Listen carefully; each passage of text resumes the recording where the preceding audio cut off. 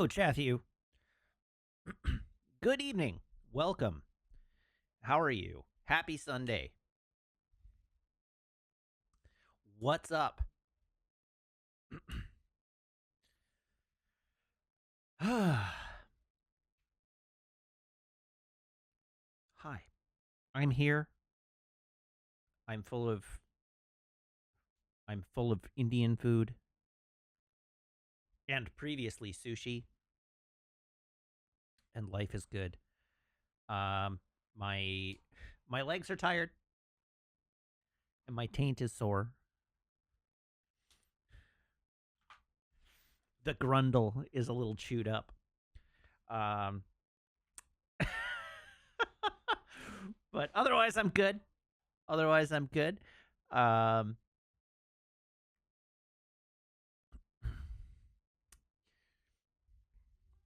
Yeah. Meladia says, how many days till that bike ride thing? I'm sure Dan will know.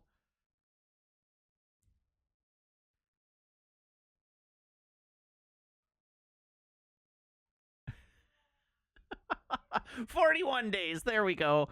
That's not terrifying at all. Um, Anyhow, in answer to the question, I am just streaming my normal schedule this week.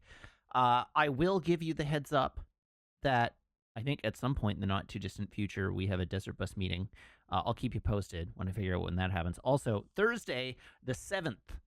So not this coming Thursday, but Thursday after. That's actually better than I thought it was. That makes me feel better. Thursday a week from now. Thursday of next week. Not this week. Thursday of next week.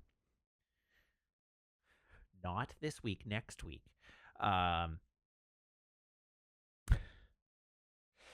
There will be no stream that evening.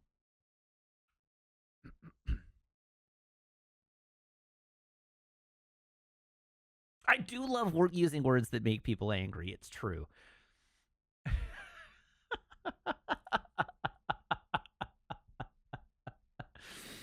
You finally caught on. Shocker. There will be no stream on the 7th of August. The reason being that I will be punishing the flesh. So I'm giving you notice now. Not in a sexy way, Safty. In a categorically unsexy way. That evening is the Grand Fondo Clinic social ride to climb Cypress Mountain. So I will be riding my bike that evening, up and then back down Cypress Mountain. And I expect to be very unhappy by the end of it.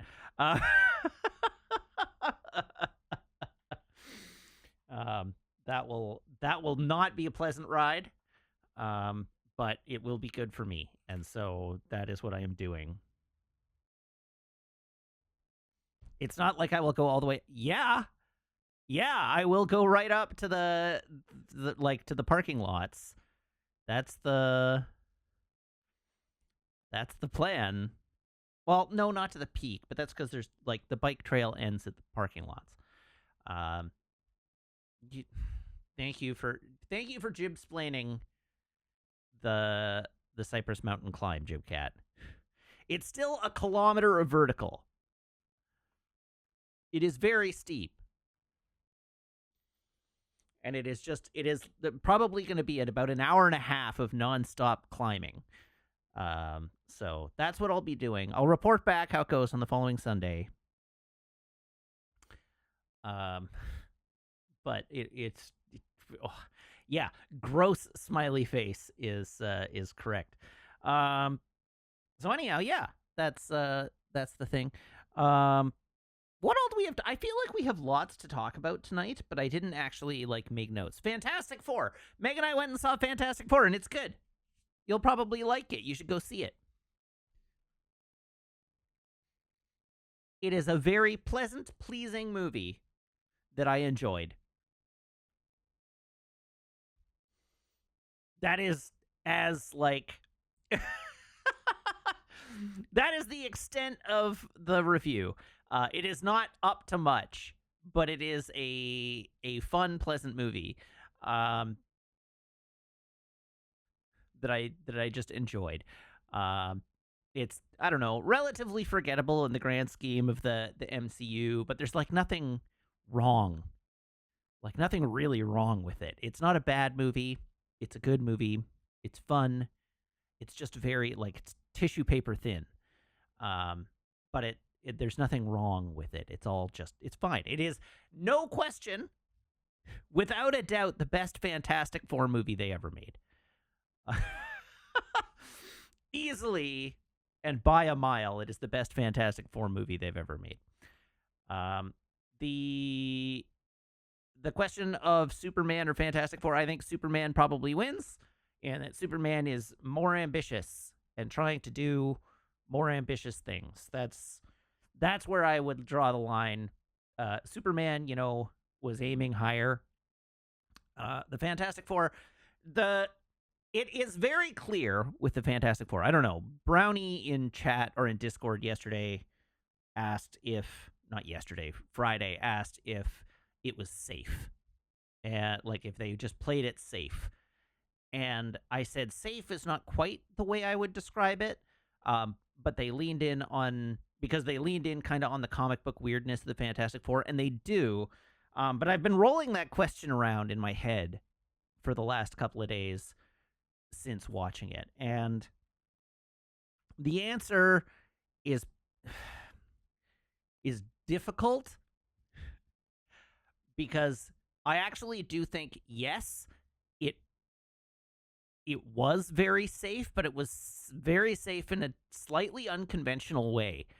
Because normally when we think of safe, we think of like this movie has been focus tested and made by committee to death so that it doesn't offend anybody, um, and is easily bought into by audiences. It's safe, right? And I think it's actually more. Brownie would hate this. Brownie is not here, but Brownie would hate me saying this. I actually think it's more safe in the way that The Force Awakens was safe, um, in that it is trying very hard to be authentic and to sell the fact that it's authentic. Now everybody's like, "Oh no," but again, it like what I mean is it's trying to sell the idea that they can take the property for what it is and put that on screen. Um, and like The Force Awakens, there was a big thing when they were making The Force Awakens. It's like we're gonna use real droids, right? Like we're gonna use practical effects wherever we can. We're gonna have puppets and animatronics and film on location and like do all this stuff to like make it real and to give you the feeling of the original trilogy as opposed to the plasticine CG of the the prequel trilogy. And like that was the whole point of The Force Awakens was like we are going to sell you on the idea that we as Disney know how to make a Star Wars movie. So we're basically just going to remake A New Hope and we're going to make it look authentic, right? And in a like very real way, that's what Fantastic Four is doing as well. Except that they're not like remaking anything. They're just like, okay, the Fantastic Four are one of the most popular comic book properties in history. Every time somebody's tried to adapt the Fantastic Four, they've changed it in ways that diluted out what makes the Fantastic Four the Fantastic Four. So we're just going to do the thing. We're just going to take what's on the comic book and we're going to put it on the screen. And we're going to trust the audience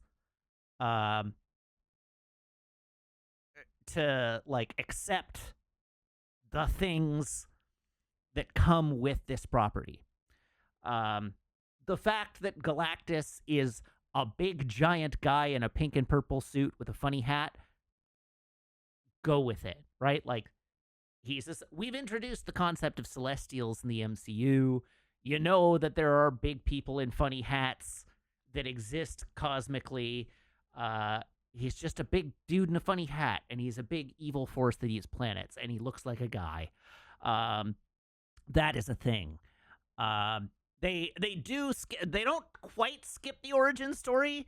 They do a recap of the Fantastic Four at the very beginning, where they're like, as you know, 4 years ago, the first family of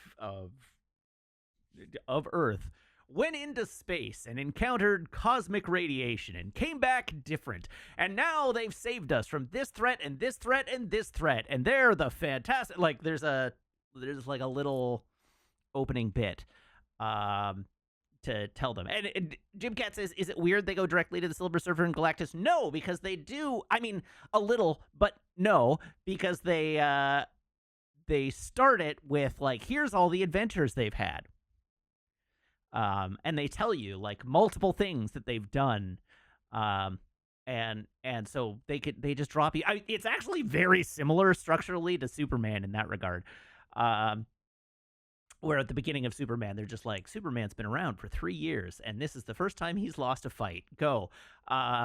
This time, this is like, hey, the Fantastic Four are around, and they've done all these things, and people love them because they're the Fantastic Four. They keep saving us from things. Go. But anyhow, the big thing that stood out to me, and this is not super relevant to the plot, so I'm going to say it. If you're really, really worried about spoilers, like cover your ears for a second. But right at the very beginning, one of the very first things they tell you about is the time the Fantastic Four saved New York from the Mole Man, and the underdwellers, like the subterraneans. And then like Mole Man is a character in the movie.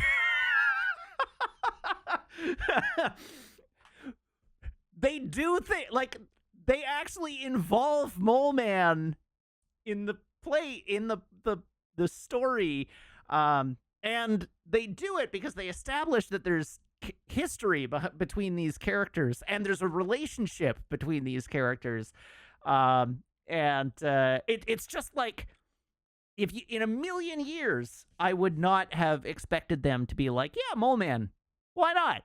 He's a villain they've fought. He exists. There's a whole underground kingdom under New York that just exists here. So they just do that kind of thing with this movie, where it's just like, it's just the Fantastic Four. It's the Fantastic Four, you know. It's the Fantastic Four you've read the comic books about. And they're just trying to like do the thing. And so yes, those were my boops. So anyway, it reads as very authentic to me in that way. And so on the one hand, this is why I say it's like difficult to say that they're being safe, really. Because like the things they're doing are things that you would normally think they wouldn't just do, right? That's sort of where I'm getting at, is like they're the sort of thing that they wouldn't just do normally. They would round off the edges on them, or sand down the corners, or massage them to a point where they, they're not what they were, and they dilute them in ways to make them more palatable to a film audience. And this movie doesn't really do that. It just goes for it. And so in that sense, it's like, no, it's actually kind of bold, because they just go for it. But also, I think it's really safe, because in the context of this movie coming out, that was what they had to do. They had to, like, the safe bet was to just put it on the screen, because every time they try to change it and they don't just commit to the bit, it sucks. So it's safe in that way. It's like they're and like it's not really it's about family, but it's not like it's thematically not very deep. Um and it's not a very challenging movie. It's not like it is not Thunderbolts level dealing with things. It's just a light adventure movie that has shockingly little action in it. Um, Basically, the whole movie is character scenes.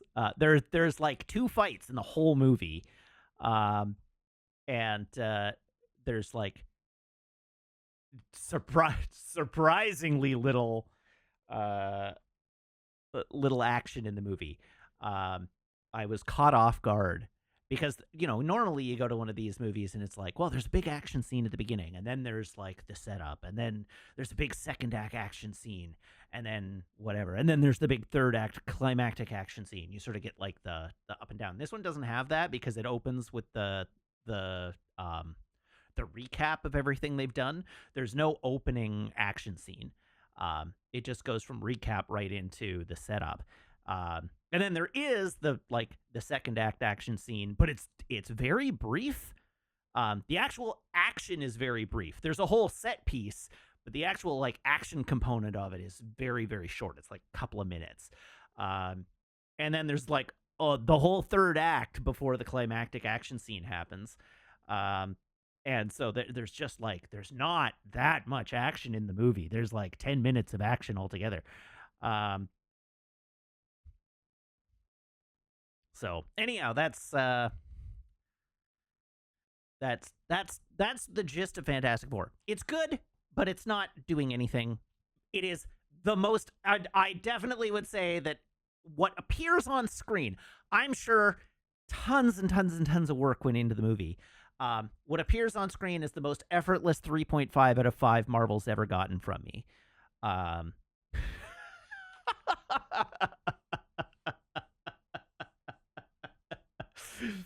Just an absolute layup of a 3.5 out of 5.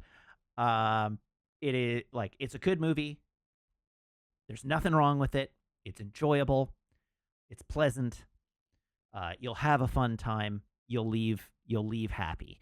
That is the Fantastic Four. Does it save the MCU though? No. Somebody asked about the credit scenes. Oh, the credits Easter egg. Okay, so the mid-credit scene is setting up Doomsday. And per James texted me, was like, yeah, the mid-credit scene got my theater going. My theater could not care less. James was like, people were cheering in my theater for the mid-credit scene, and like there was not a peep. Totally unfazed at my theater. So that, and then the post-credit scene is just a gag. Does this movie give you homework? Not remotely. There's no homework to be had.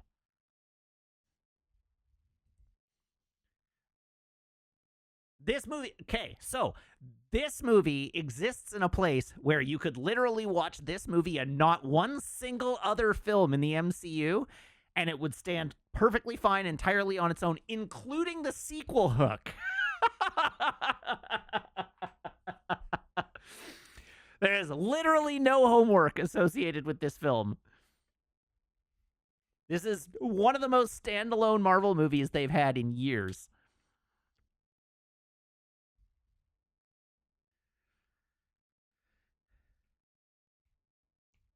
So there you go. Does it explain why Mr. Fantastic doesn't look like John Krasinski? Strictly speaking, yes, but also no. So my answer there is at no point in the movie do they address the fact that Mr. Fantastic looks different from John Krasinski. The movie does not address that at all. However, the movie does explicitly set itself in a different universe. It is like the very first thing that appears on screen is Earth 828. So it is very explicitly on a different Earth from the MCU.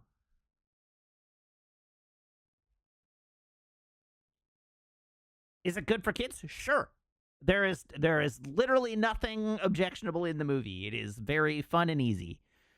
It is not even very violent.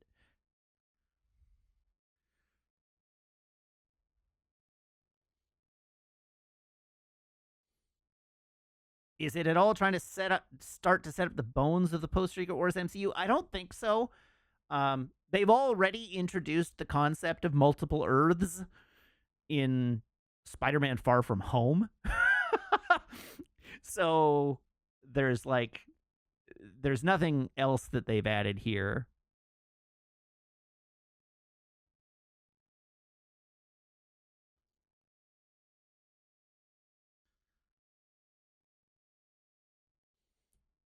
Well, yes. So Jim Cat says, or all these movies. I mean, specifically in uh in Far From Home, they say that they are on Earth 616. Like they identify numerically which Earth they are on in Spider-Man: Far From Home, and it's wrong, as Ms. Marvel will attest to. But Far From Home specifically applied a numerical designation to Earth. And this is the first one, I think, that has specifically designated a a a different numerical designation for an Earth. But the movie tells you which numerically designated Earth this is happening on. And it doesn't explain that at all. The movie doesn't explain that at all. It's just in a caption at the beginning, and it's just like Earth 8828. And then it applies absolutely no other elaboration on that. So it just expects you to understand what that means. It truly doesn't matter. But it just does it. And then the credits tell you why they picked 828 for the number of this Earth. So anyhow, that's Fantastic Four. It's good. You should go see it.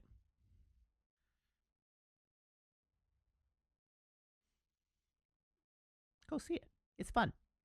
You'll have a good time, unless you're Sam, who hates everything. Although I think Sam will hate this less than he hated Superman. Sam will go to this and give it like a 2 out of 5.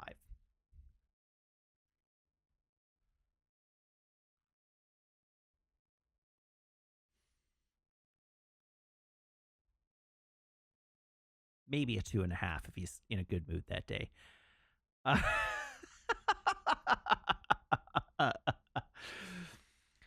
Oh dear. What else do we have to talk about? Oh man. So I posted about this on the Discord. I still haven't recovered from it.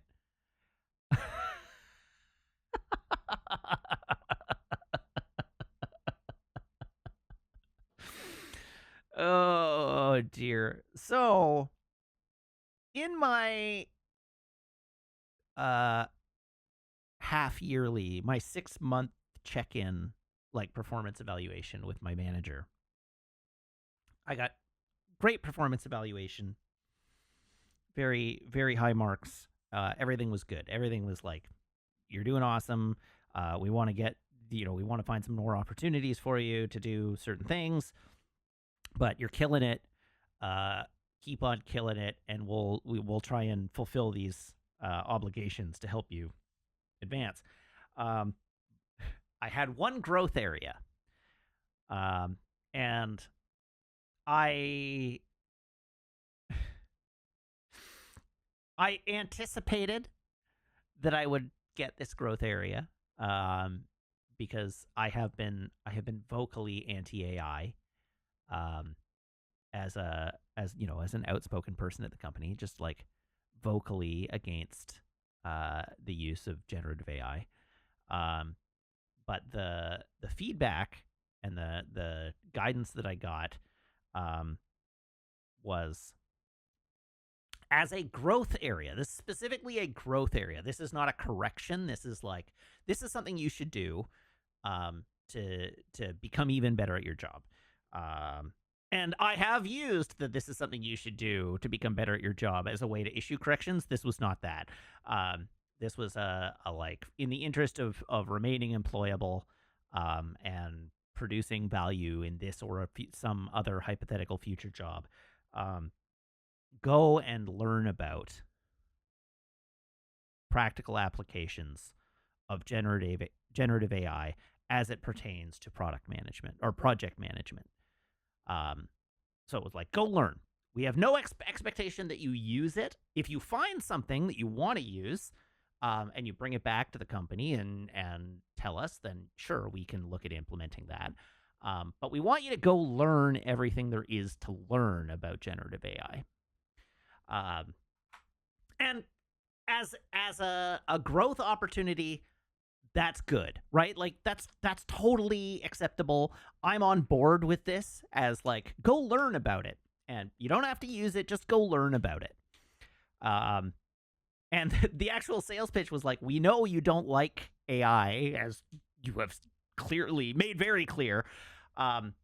If you are well educated in what it can and cannot do and what its abilities and limitations are, then you will be able to speak more credibly about the potential pitfalls when they come up. So not that we don't trust you, but like take this opportunity and go learn. And it's like it is good advice. The whole industry is currently shifting in the direction of applications of generative AI, as are every tech adjacent industry.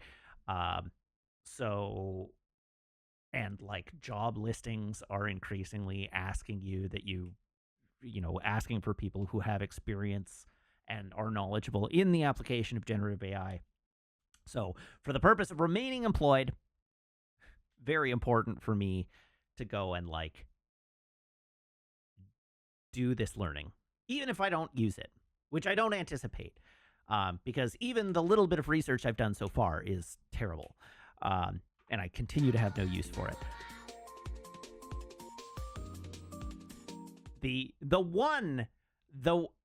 Okay, well, I should say there have been two things that I've thought about. One is generating user stories, but I went to go experiment with it, and I actually don't have a way to do that right now. So that's right out. But the other thing is Google Gemini actually takes pretty good meeting notes for the most part. And that is like an incredibly low stakes way to use Gen AI. Just like turn on Gemini, it's like record the meeting and then summarize what we talked about. And as long as you go and look at the notes and verify that they are what you talked about, it's fine. But Electric Claire says, the product manager at my job has started using AI to generate tickets, and it's awful. And yeah, see, that's what I was worried about too. I was like, I could see a way that this could maybe be useful, but I, as a producer, I am incredibly picky about the way my user stories are written, and the information they contain, and the format that they're in, and how we come to the content of them. So I was gonna do an experiment in like a sectioned off area of our product database, but I was mostly like, I am skeptical that I could get Gen AI to do this in a way that I'm satisfied with, that isn't just more work than doing them myself. I feel like I feel like there are a lot of potential drawbacks in that process, but I'd be willing to experiment with it, just to see if it's possible and how good it is, right? So anyhow, none of this is all just context for where I'm going. So I reached out to some professional, like to my professional network, and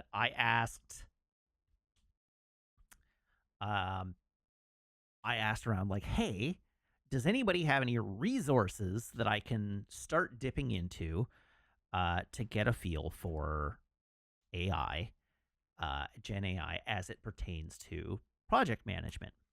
And a producer that I'm an acquaintance with at Epic was like, "Oh yeah, the Project Management Institute actually has a bunch of free courses, like micro credential courses that you can take, um, that that are all about using generative AI for project management." So I was like, all right, cool. The Project Management Institute, that's a reputable organization. Surely this is as good a place as any to start my search for information on generative AI as it pertains to project management. So I booted up the first course, Introduction to Generative AI, in project management, and I and I watched. There are 6 videos in the first unit, right? And I watched 5 of them, and the first 5 videos, man, I should just bring it up. Um, do I still have a direct link to it? I probably do somewhere. I didn't plan for this. Can you log me in? No, it cannot log me in. Okay. Anyhow, so I go through the first 6 videos, and it's oh, man. I really want to actually show this to you because the content is hilarious. Google. I probably logged in using Google. Oh, I did. Hooray. Okay, great. Um,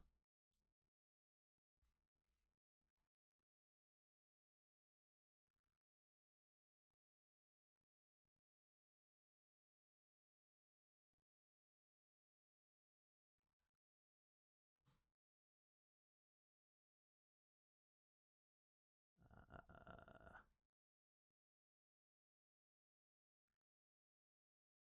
There we go. Okay, great. Um, the clip on Discord is still on Discord. Yes, I will go to that. I will go to that in a moment. But here we go. So window capture. We want this one. There we go. All right. So you can see the videos here. Start here. Understanding generative AI. Enhancing project work with generative AI. Key considerations for using generative AI. I want you to know that that start here, totally acceptable as a start here video. It is so fine. Understanding generative AI did not help me understand generative AI. It told me nothing. Enhancing project work with generative AI told me nothing. There was no useful information in that video of any kind, utterly devoid of meaning.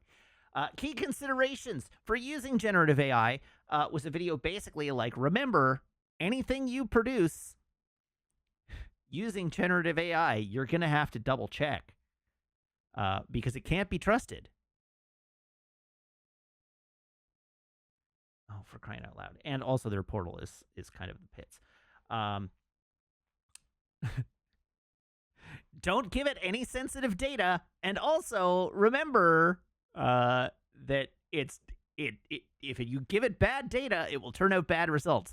And also, if you have a biased data set, it will give you biased results. So you have to make sure you deal with that. And also, it's probably wrong most of the time. So remember, it's probably wrong. But then we get into this one where it's like ways of working. That tells you nothing. Power skills, I don't know what a power skill is, and it certainly didn't tell me anything about how to use generative AI to up my power skills. Business acumen. This is where we get into trouble, is with the business acumen video. And why, chat, do we get into trouble with the business acumen video? Well, I'm glad you asked.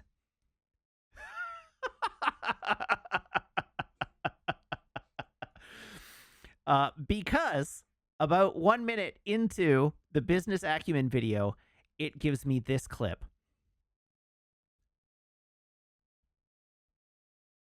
Overall success. So let's consider an example where you are leading a cross-functional team to develop a new software application. However, let's say you lack the specific knowledge of the latest programming languages and development frameworks. By utilizing generative AI, you can quickly access detailed information about these technologies, review best practices for software development, and identify common pitfalls.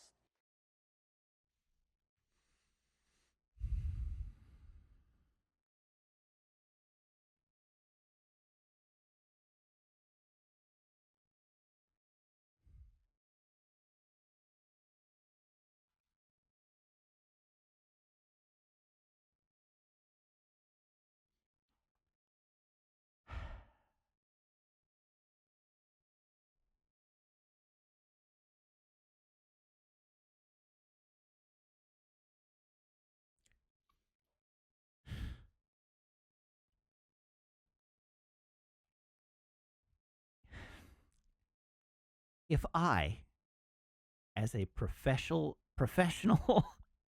project manager, leading a team, a cross-functional team containing engineers,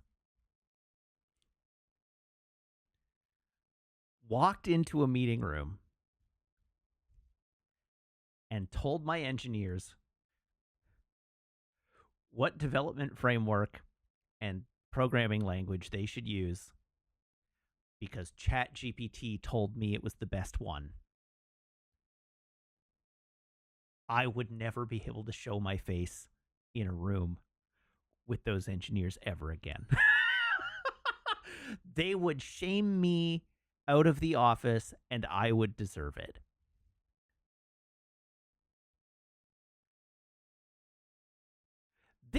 I want it known, this clip that I have just shown you was the very first actual practical application of generative AI that this entire video series has suggested. The very first thing they suggested, 6 videos in.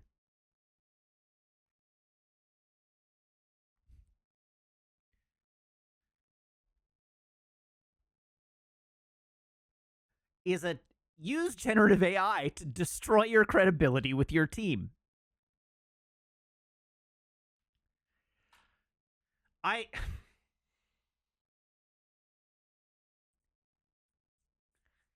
If I'm managing a cross-functional team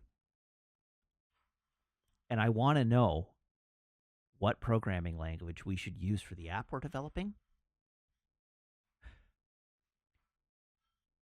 I should sit down with my team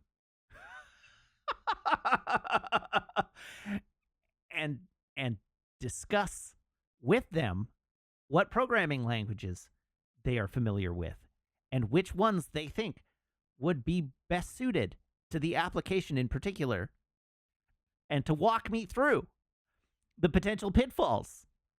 And then we, as a team, would come to a decision, and maybe that decision would involve doing some research, which I would delegate to the technical experts on my team.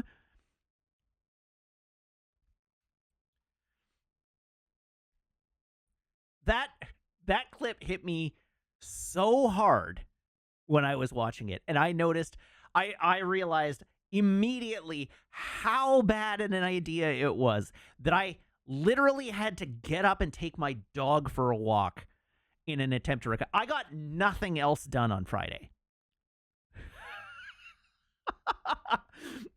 It baked my noodle so hard that it obliterated my productivity for the rest of the day.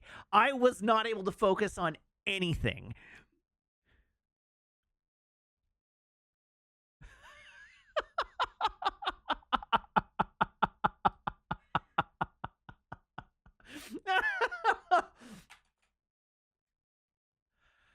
So anyhow, I'm looking forward to my one-on-one with my manager who recommended this to me.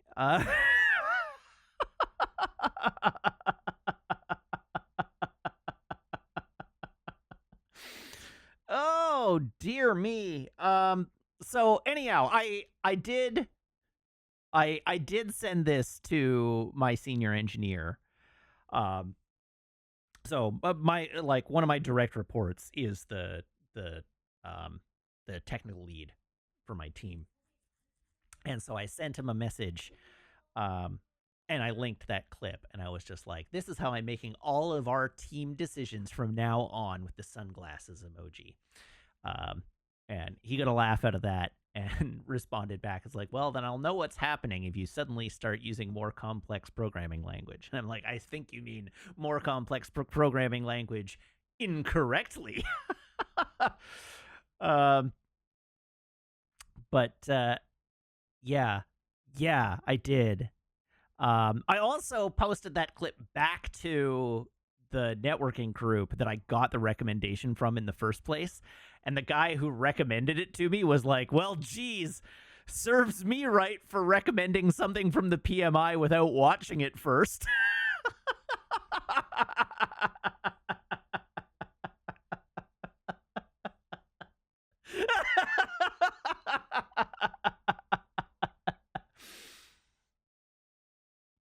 Oh, man.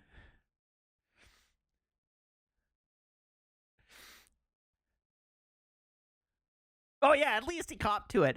And, like, I don't even blame him for not. Like, it's the Project Management Institute. I the same way I would, like, if I had found it on my own, I would have watched it anyhow. I don't blame this person even a little bit. This person was just trying to be helpful and was like, the PMI, they're reputable. This is probably a good place to start. Let's see what they have to say. And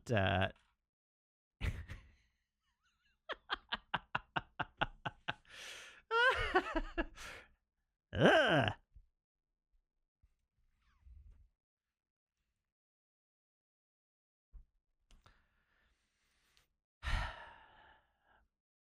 I'm sure they have given any other examples. I just haven't gone back to the video to keep watching it. I was too stunned to speak.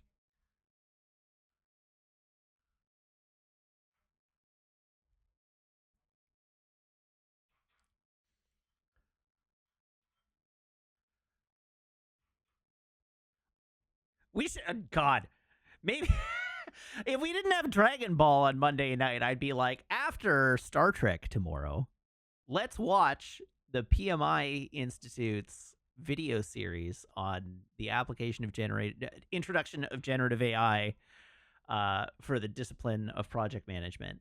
Um, and you can all gouge your eyes out.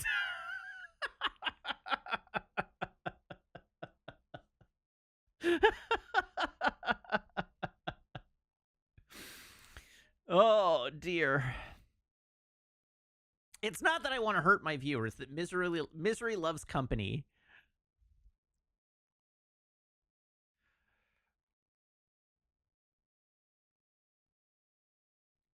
How long are the videos? The videos are like 2 minutes and 30 seconds each. They're very short.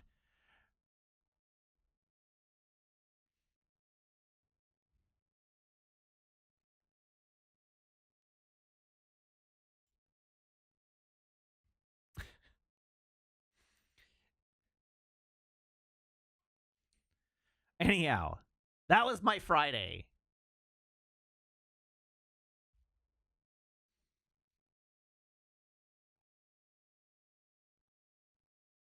Just lie back and think of the LinkedIn line item.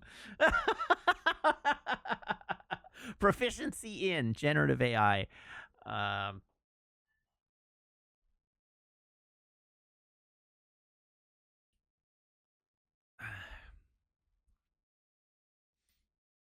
oh, I guess that was the Here, we'll get it out of the way.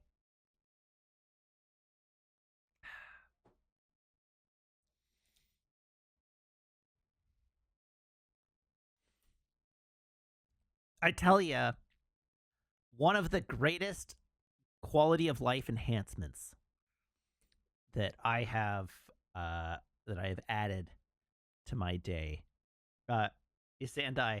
It was a delicious and nutritious Coca-Cola Zero Sugar that I took a sip of without thinking. You're welcome.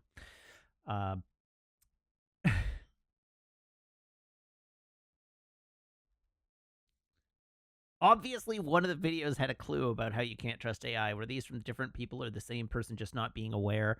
It was the same. I mean, it was certainly the same presenter. The what gets me, honestly, this is one of the things that I think is the funniest and most exhausting things about the whole AI discourse is even its biggest proponents will tell you that you can't trust it for anything, which grinds my gears like nothing else. But like, I don't know. I can't.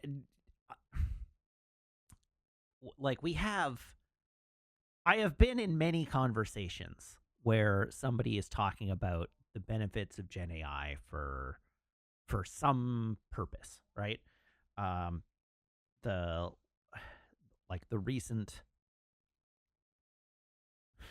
a recent example I can think of is using it to draft performance reviews for people, and which, God help me, never do that for me. I will quit on the spot.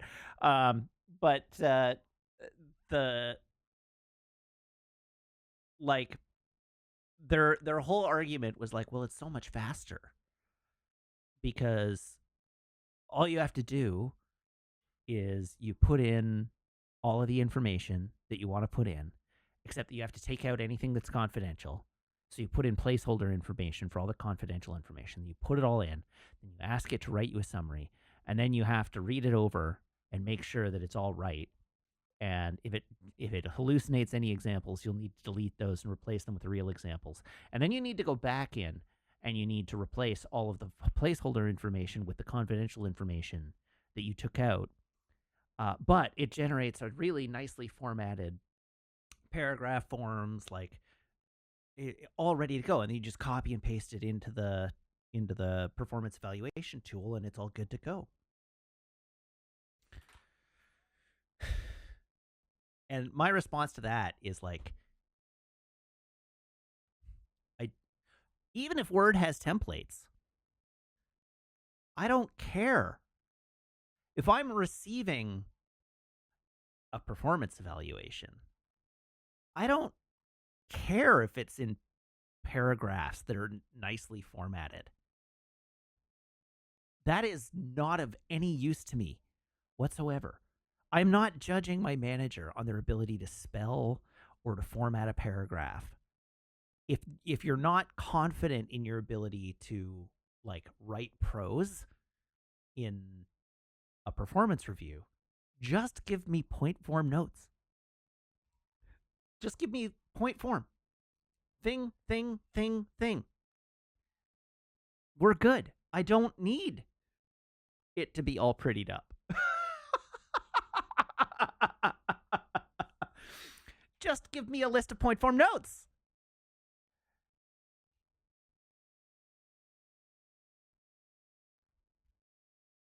This makes more sense once you understand that the expectation is that you won't go through these steps as they generate upside from it being faster and upside from offloading the procedural failure of it being worse onto the employee. I mean, yeah. So Melf Nord says, I care about stuff like that, but a large chunk of my degree was in print design, so I acknowledge I'm the mutant here. I mean, like, we're talking about text that gets posted into a text box, right? Like this is, I'm not writing up like a printable PDF. I'm filling in text boxes on an online form. The formatting does not matter because it's all going to be lost in the text box anyhow. point form is perfectly fine for that. But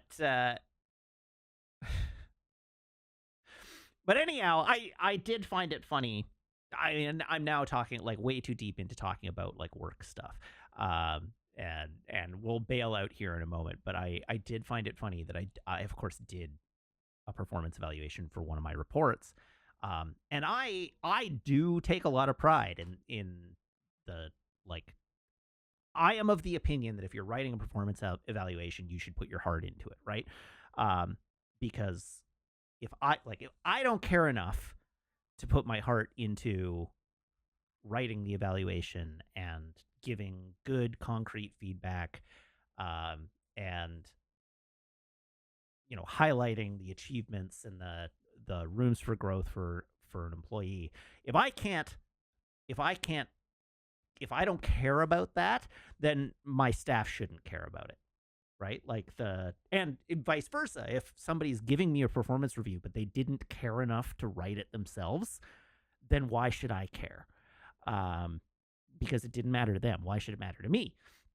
So I did a big performance evaluation for one of my staff. And it's again, it's all good stuff. Mostly I was just trying to capture his feedback and things like that. But I wrote multiple paragraphs in each section of the performance evaluation. And he's transitioning to a new manager soon. So I did a meeting with the new manager, and I gave him I took a PDF of the performance evaluation to talk it over with the new manager. And the new manager, who is one of our AI guys, was looking at this and man, this is a great review. There's so much good stuff here. There's so much stuff I can work with. What an awesome review. This is great. Thank you for putting this together. And I'm just sitting there oh my God.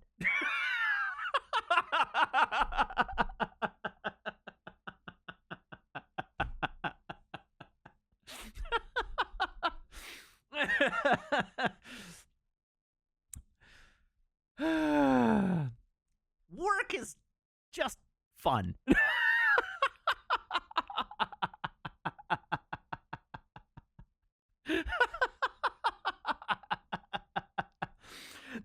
The workplace that we've created for the modern human being is a fascinating place.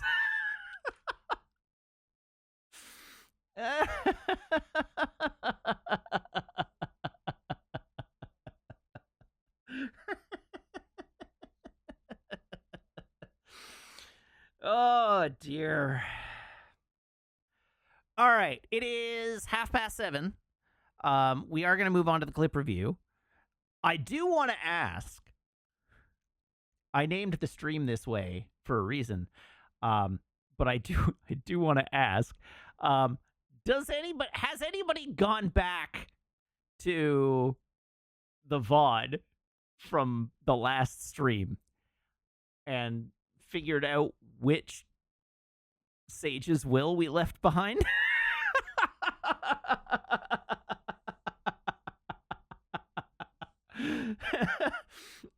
Isandai, maybe you could go do that now?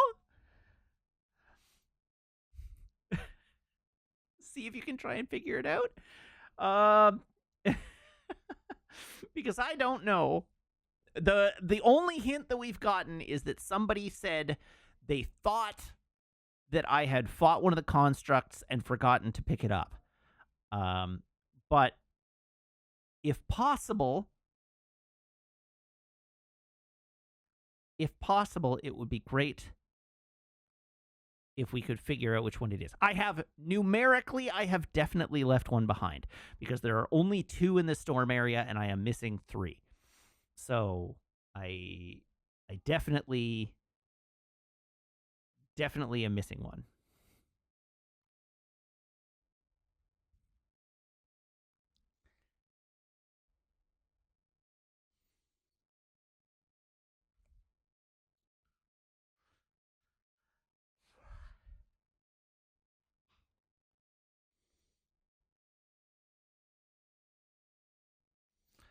Zafty, if the chests are open, they disappear.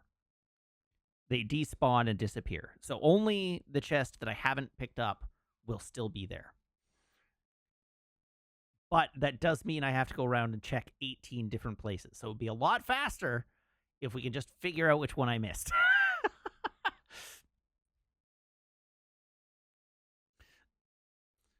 All right, with that, we are moving on to our clip review. So everybody, please brace yourself. Let's go.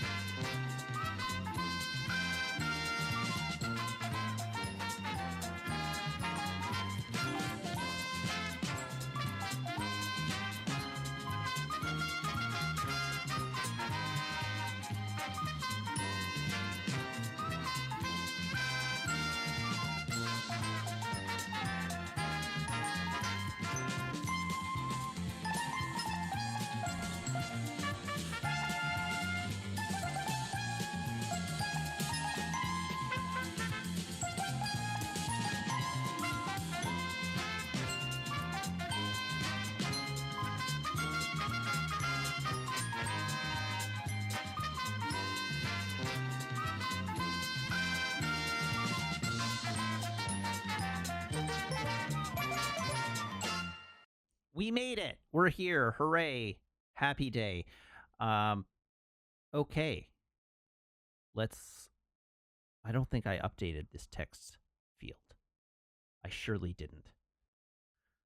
Sorry, team. That's on me. Not that any of you are transcribing the poll from this text field, but, you know.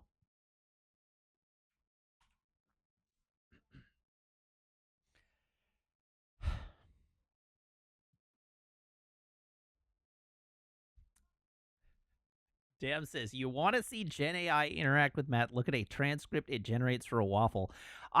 Honestly, it would be hilarious. A little troubling, but hilarious if somebody took transcripts of all of my waffles, fed them into an LLM, and got it to just generate a waffle based on a data set composed entirely of transcripts of my existing waffles. That would be that could be very funny.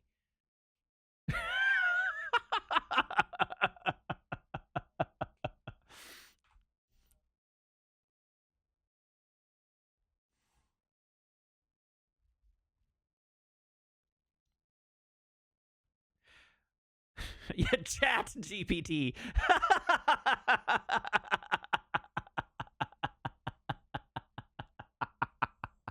That's really funny.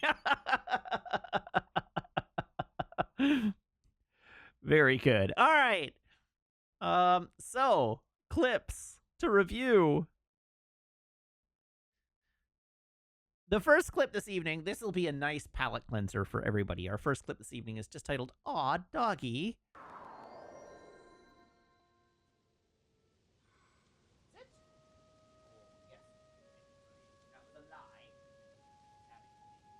Oh, yeah, look at that plumber's smile. Sorry about that, chat. How's my office buddy today?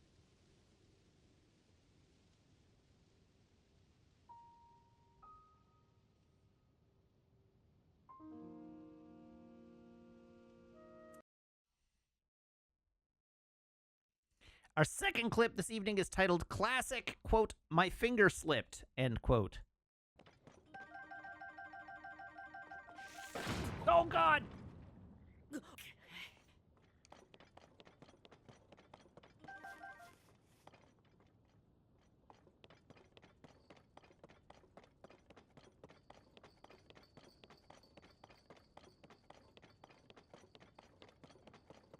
I didn't do it on purpose!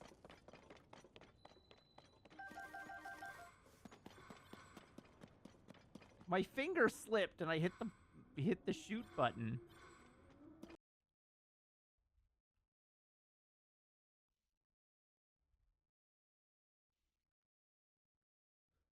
This clip is called Deader Than Dead.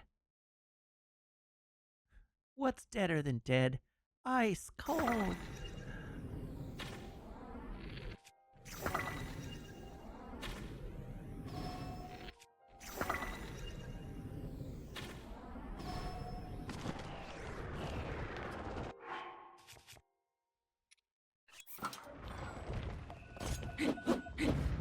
Oh!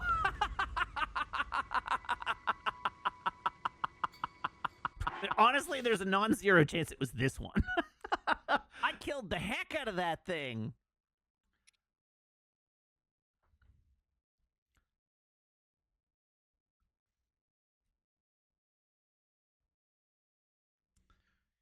Get good, gamer.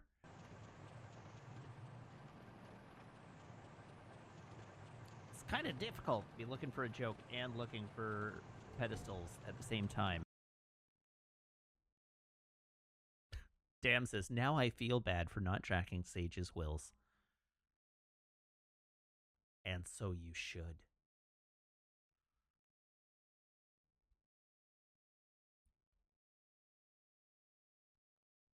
And so you should.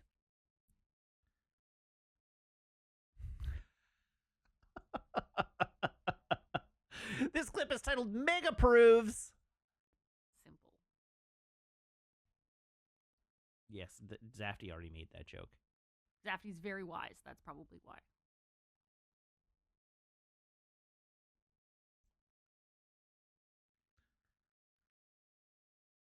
This clip is titled Mods Feeling Disputed.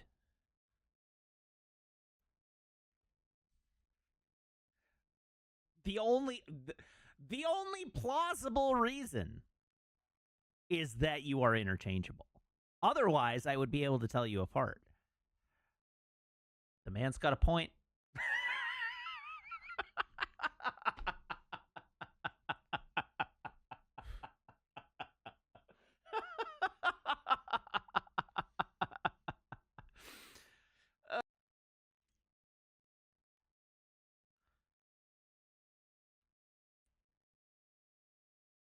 This clip is titled, On This, the Day of Your Birth. All right, let's save. There we go. And then we're going to go back to the main scene. And then everybody, please wish Zafty a very happy birthday. It's Zafty's birthday. Hallelujah indeed. Happy birthday, Zafty. May your day be both happy and a birthday. On this, the day of your birth. Happy, happy birthday from all of us to you. We wish it were our birthday so we could party too.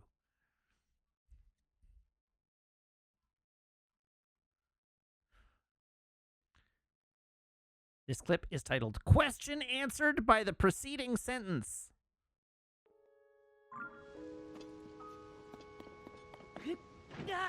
That was dumb. What did I do that for, chat?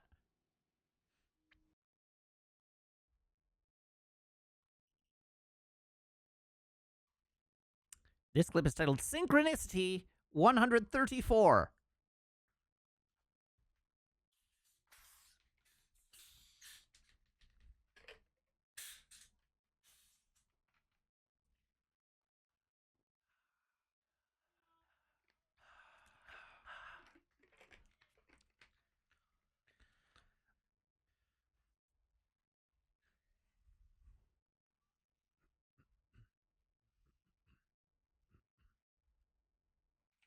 Ah, there we go. Jibcat has edited the clip title.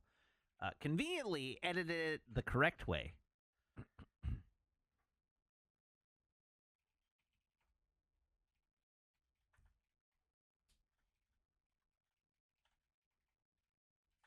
Was half expecting it to go Fewed.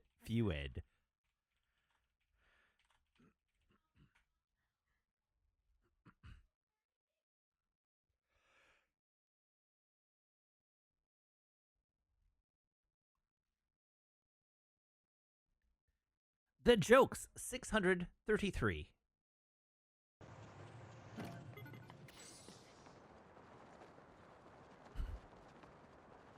Goodbye.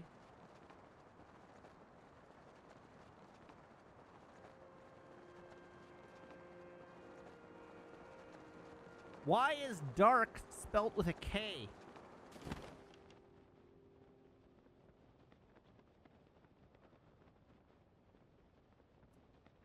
Because you can't see in the dark.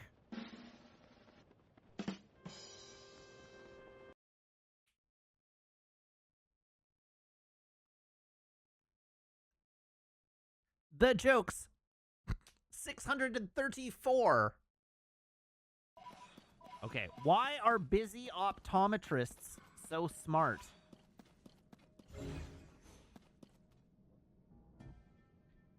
Because they have a high IQ.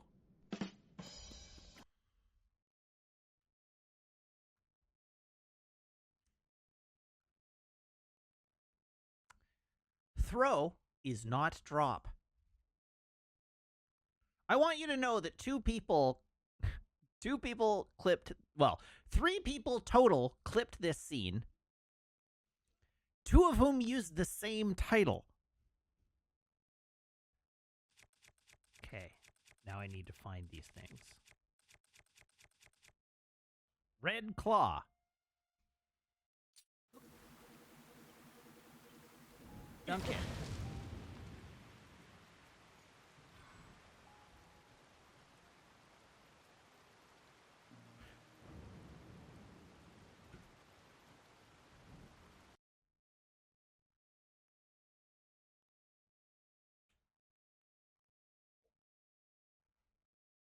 This clip is titled Title of My Sex Tape. Okay, what are you? A feathered edge. Interesting. That was not what I was expecting to achieve in that little hole. Title of my sex tape.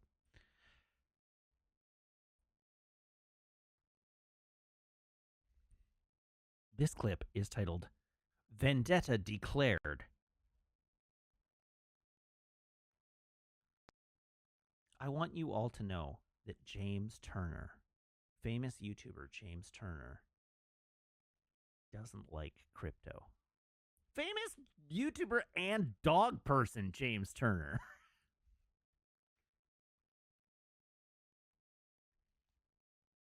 He was like, there was too much of that damn dog in the movie. We should have had 50% less crypto. And you know, most internet personalities will be like, I don't condone harassing this person for their bad take. But no, I do condone.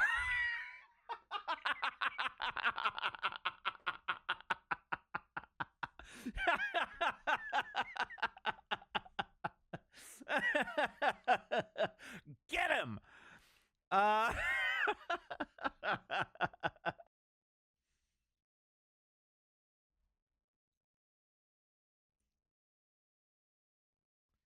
And finally, in a clip that I promise you is not a clip you've already seen, this clip is titled, Why Again?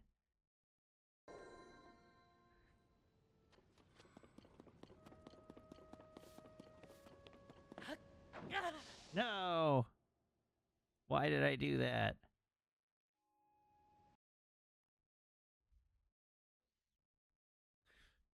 All right. That has been our clip review.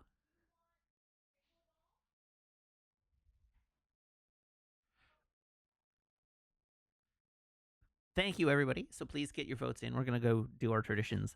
And then we are going to play a video game.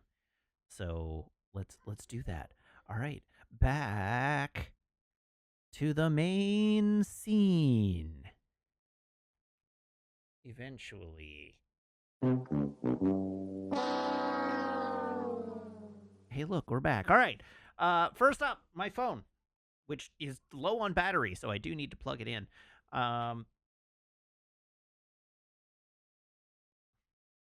Here is my phone, and apparently there's, oh yeah, dog photo. Here's my phone. Here's my phone cable. Everyone, please brace your ear holes.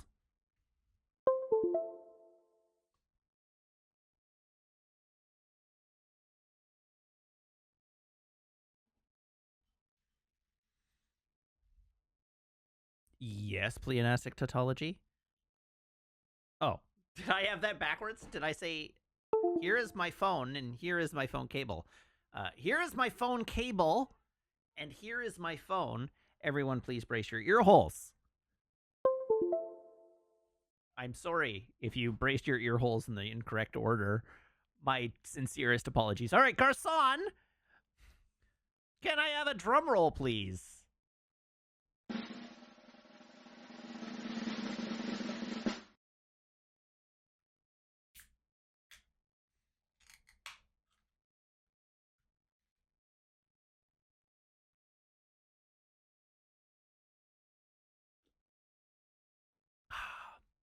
We got ourselves a Coastal Celebration West Coast Pilsner.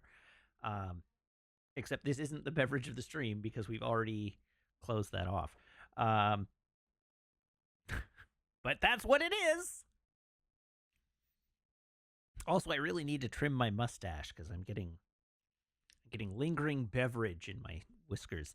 What does the copy say? I've read this one before, but the copy says, born from a mutual admiration and a shared love for crisp hoppy beer, this coastal collab brings Four Winds and Driftwood together for a Pilsner worth celebrating. Brewed with Field 5 barley from Vancouver Island and layered with classic West Coast hops, it offers pine, citrus, and a hint of tropical fruit. A Pacific sunset in a can best enjoyed with friends and a view of the ocean.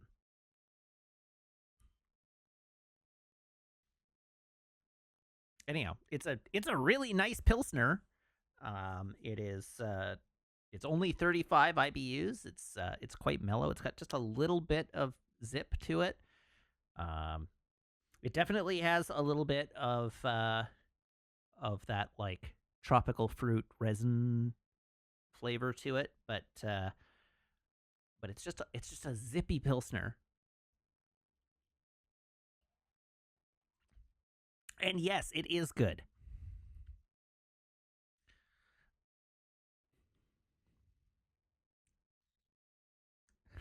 It's like I would describe it as like the world's mildest IPA. Babby's first IPA. It's got just like a hint of hop without being like overbearing or super bitter or like too hoppy. Okay, now I need to pick. Who's tapping at me now? I didn't even. What? Oh. Sorry. Who? What? Oh. Johnny.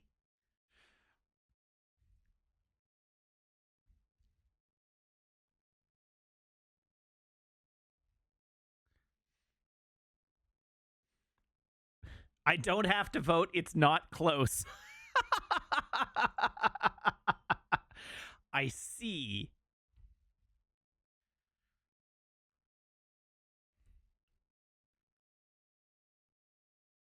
All right, we have a winner. And you're right, it's not close. Congratulations to the Maricat for your ascendancy to the throne. Let's do the ceremonial beheading.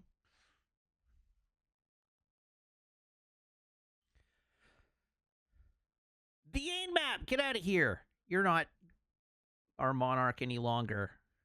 Add new.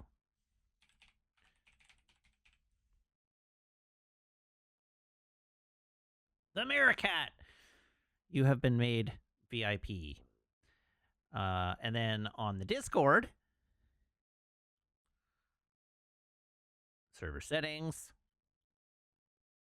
roles, monarch, manage members. There you go. Get out of here, the Ain map. We're done with you. And the Maricat. Congratulations on your ascendancy to the throne of the Discord. Please enjoy responsibly.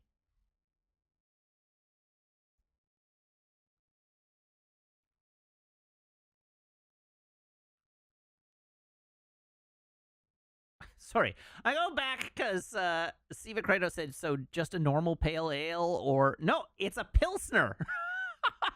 It says right on the can, it's a Pilsner.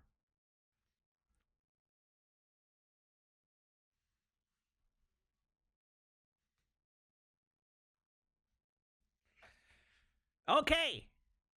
It's time. We can play a video game now. The Bearcat says, in recognition of my creative bankruptcy, I declare Discord to be chat to GPT. Love it. I look forward to Jim Cat's display name being like Grok Cat.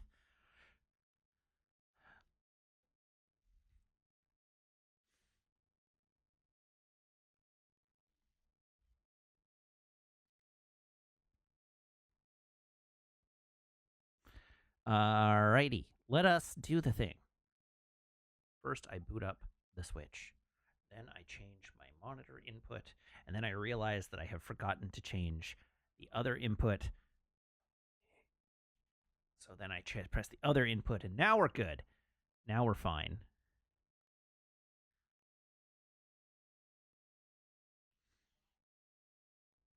And here we are. Let's play Zelda.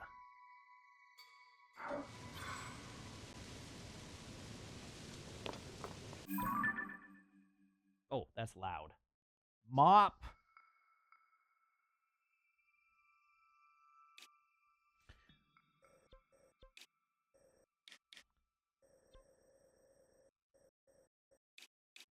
Okay, so it's gonna be on one of the platforms, or at least we think it's gonna be on one of the platforms that had a construct. So I should just go visit all the construct platforms first.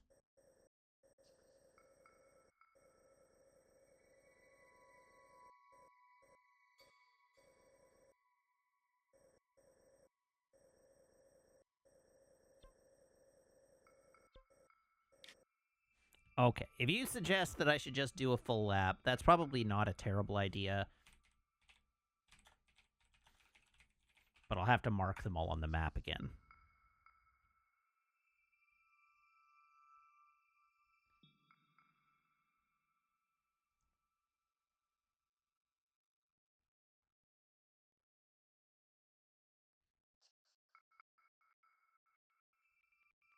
Okay, so we have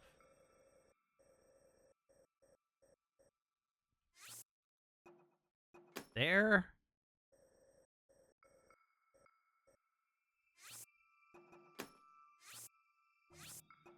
and there, and there,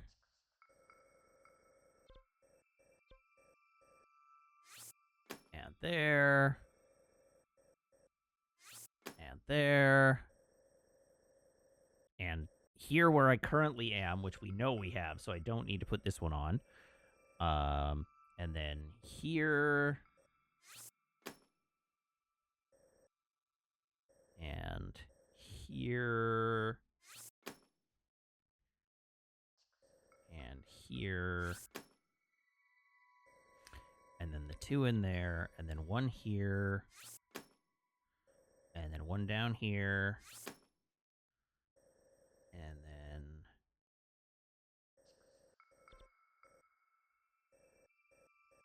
there, and there, and there, and then here somewhere.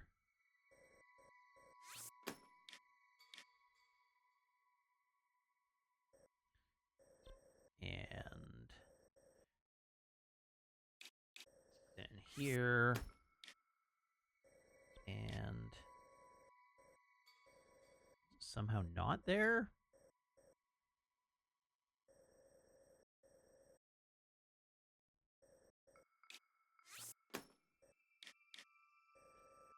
And there. And now we're going to count them.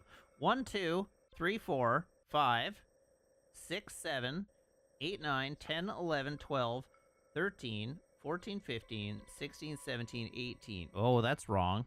Oh, no. No, that's wrong. 1, 2, 1, 2, 3, 4, 5, 6, 7, 8, 9, 10, 11, 12, 13, 14, 15, 16, 17, 18, 19, 20. Okay, let's try this again. 1, 2, 3, 4, 5, 6, 7, 8, 9, 10, 11, 12, 13, 14, 15, 16, 17, 18,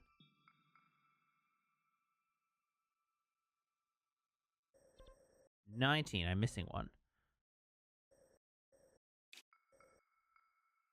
Oh, 20.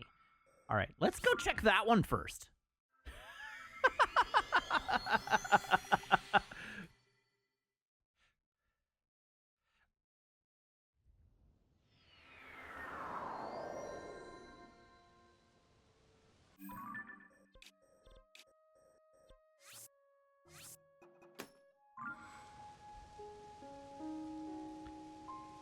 Also, I think I owe you 2 jokes, so I will tell you jokes.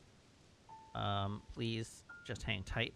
What island am I on? I am on the South Eldon Sky Archipelago.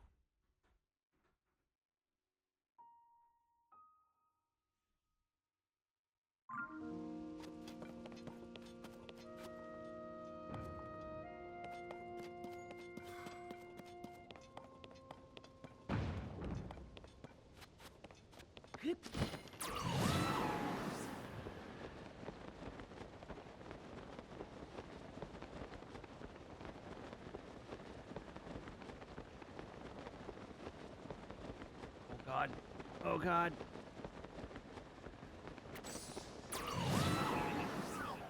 Oh dear.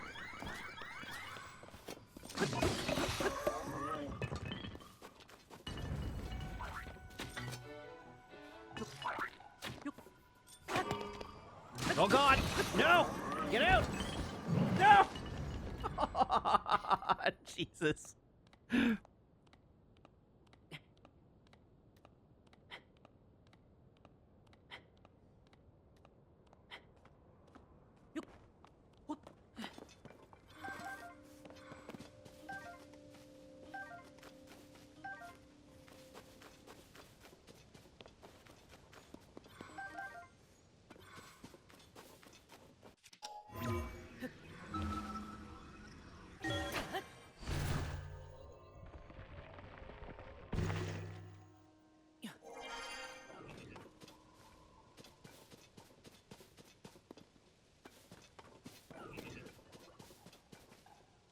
Okay, we have this one.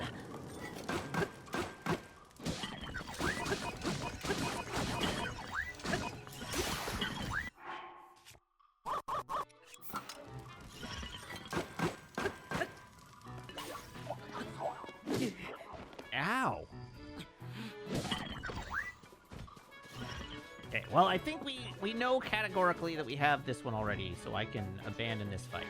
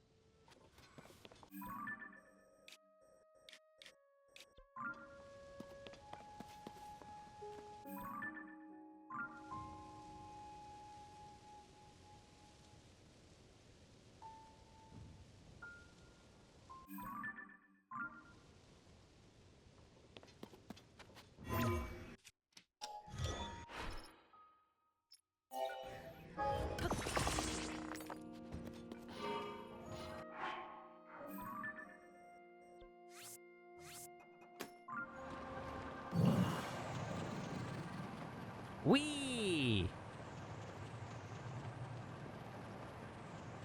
The South Necluda Sky Archipelago. Excellent. Thank you for looking that up.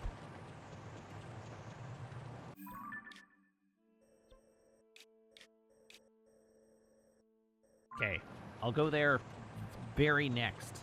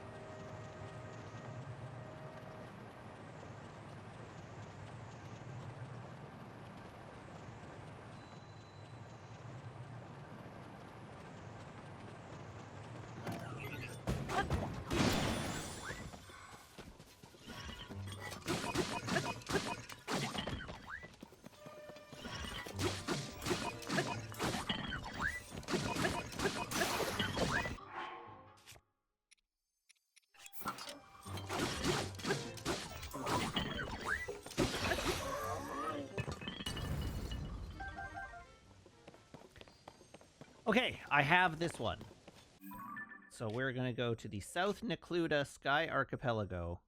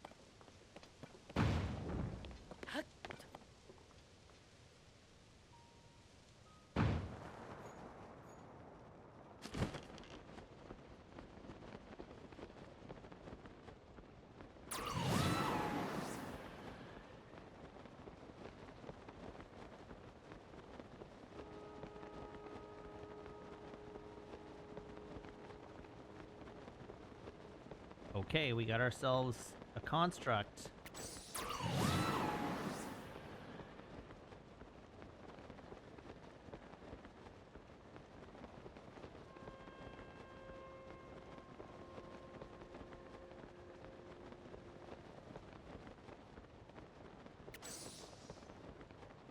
It does look like there is a chest attached to this construct.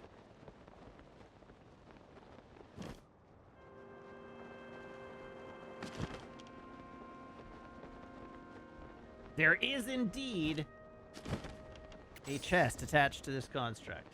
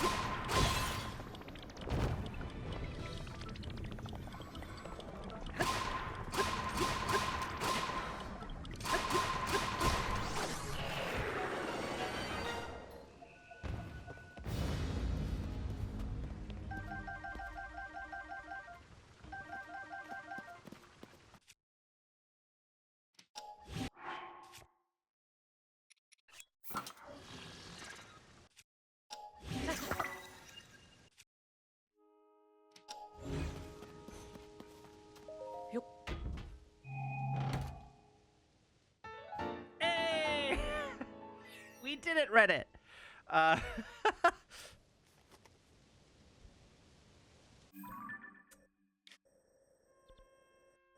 okay, well, now I can clear all of these.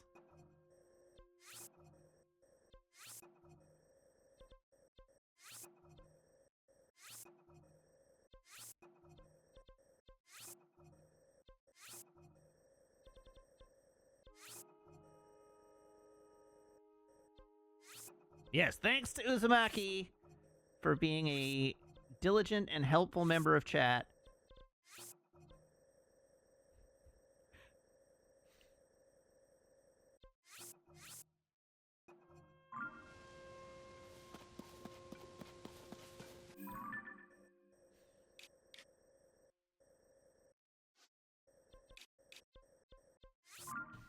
All right.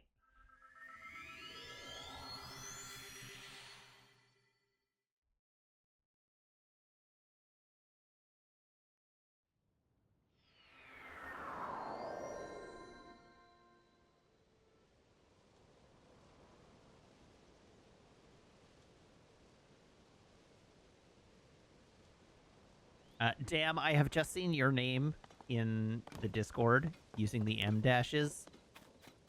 Ugh. Chef's kiss. So good. Well done.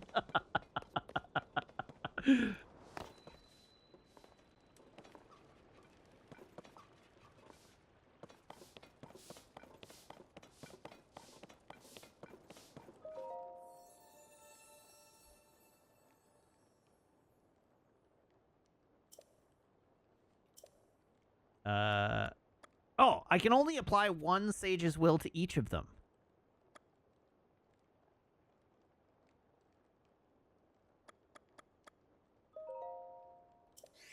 I can't, like, give 4 Sage's Wills upgrades to Tulin and make him super OP.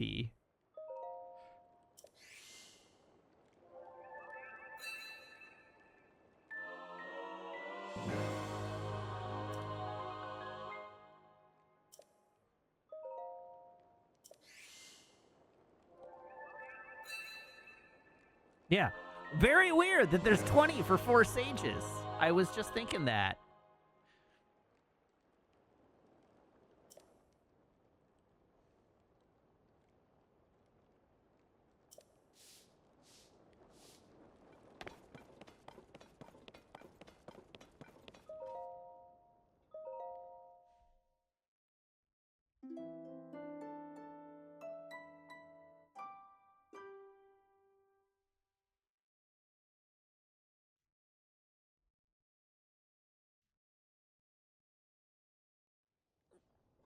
Wakey, wakey, rise and Link got up at 5 a.m.? What is wrong with you, Link?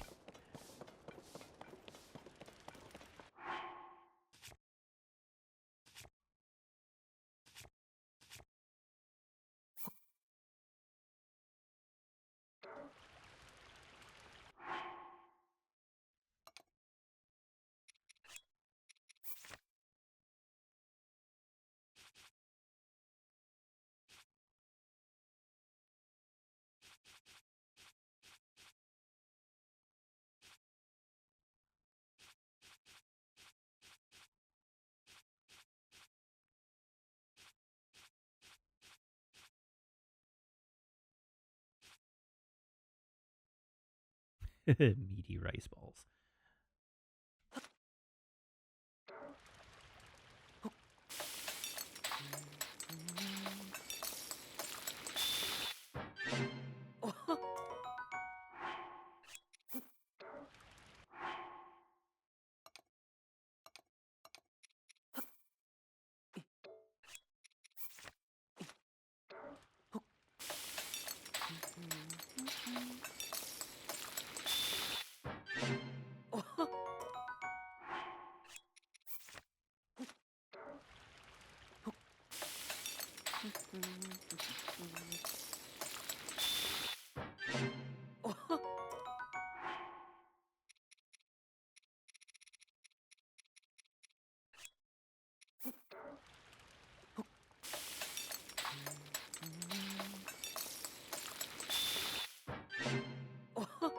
Woo.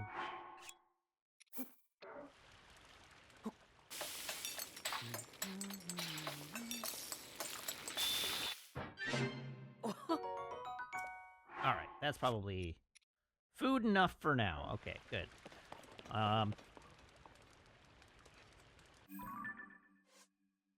Okay. Let's do some stuff.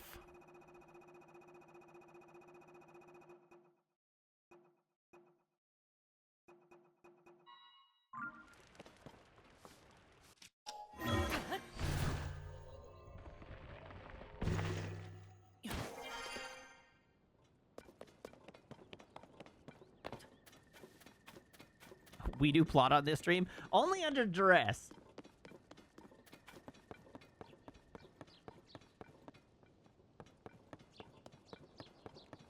What was the thing we were trying to do the other day that we were like, we didn't think we could do until we progressed the plot?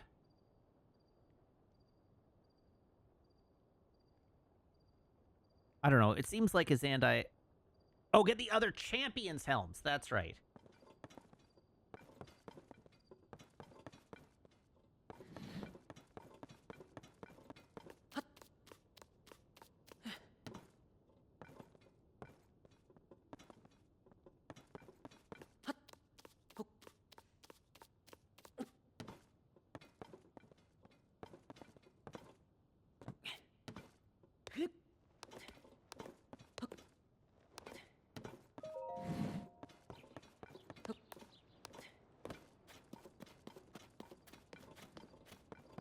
Okay, it's not you.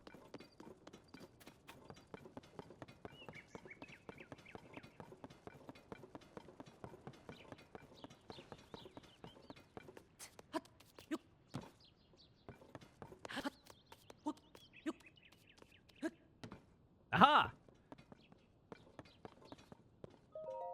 Yeah. Linky, I heard what happened. The major cold front that descended upon the Rito and the marbled rock roast that the Gorons couldn't get enough of. Then there was the sludge contaminating the Zora's water, and finally the Gerudo menaced by Gibdos in a sand shroud. You faced some serious challenges, and you overcame all of them. Well done, Link. So, the person resembling Princess Zelda was behind the scenes for all of the phenomena as you discovered. This has to be related to the upheaval somehow. And I have something important to share as well. Hmm?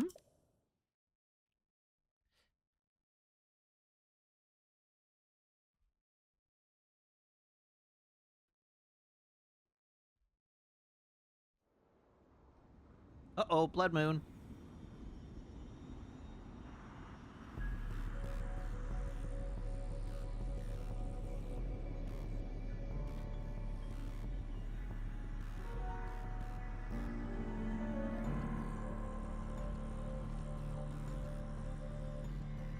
Huh?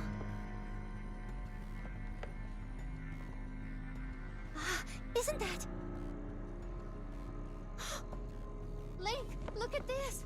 Quickly!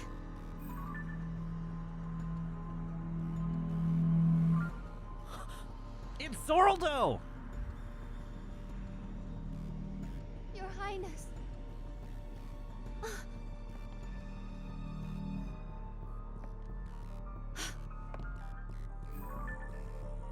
Gasp! How many times has she gasped in this one cutscene?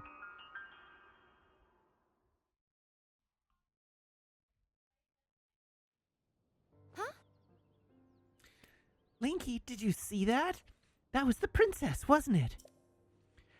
I was gonna share that I saw a figure that looked an awful lot like Princess Zelda at Hyrule Castle. I wasn't sure at first, but now I am. I thought she'd left the castle entirely, but she was inside. We have to hurry and rescue her. The soldiers and I can't reach Hyrule Castle as it is now. You might be the only one who can do it. I'm sorry, Link. I know I'm always throwing you into dangerous situations, but you really are the only one up to the task. Please, come back in one piece. That applies to both you and the princess. Got it?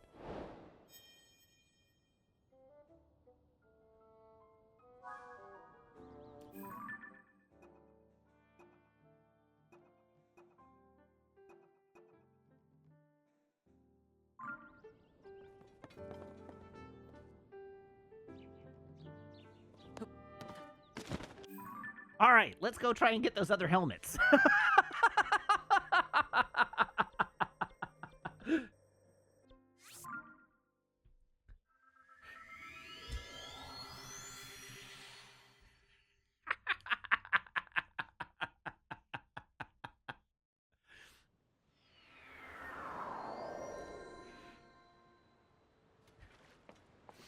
Remind me, Azandai, where I was supposed to go?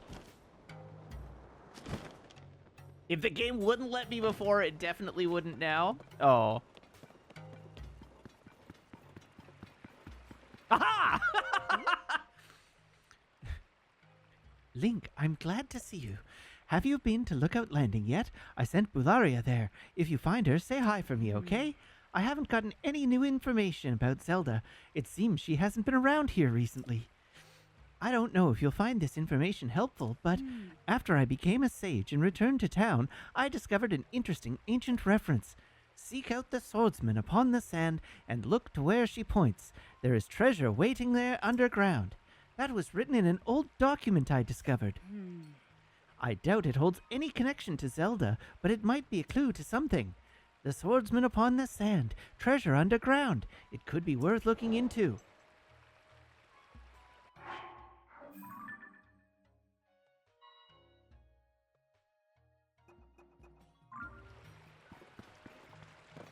The swordsman on the sand. I need to find some sort of sand swordsman.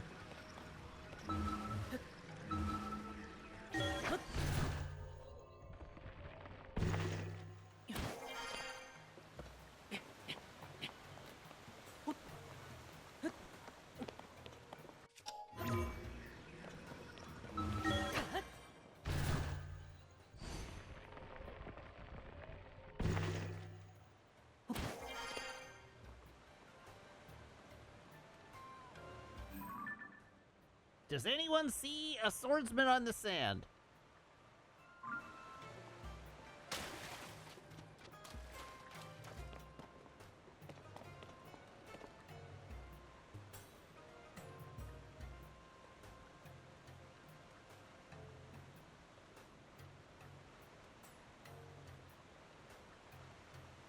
Does Azandai know where I should look?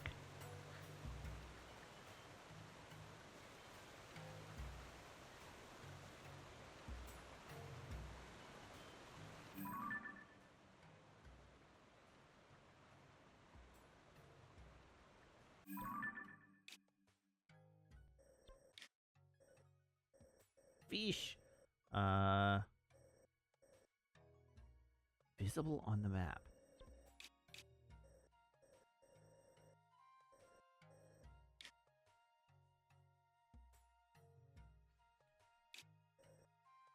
Is it these folks? That sure looks like a person holding a sword pointing towards this hole.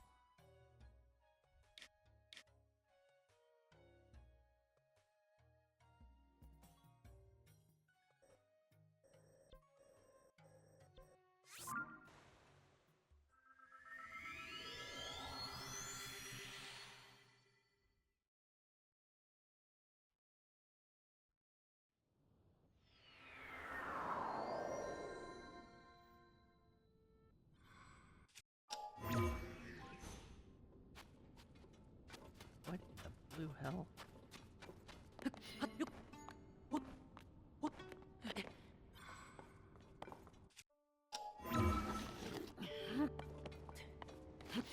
Game, how dare you?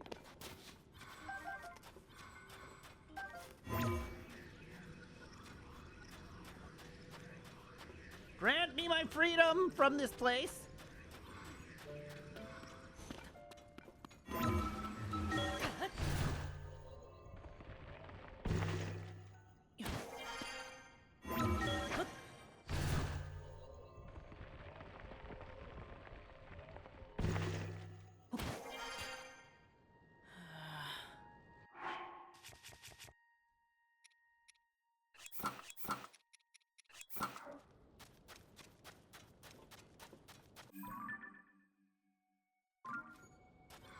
I want to go this way.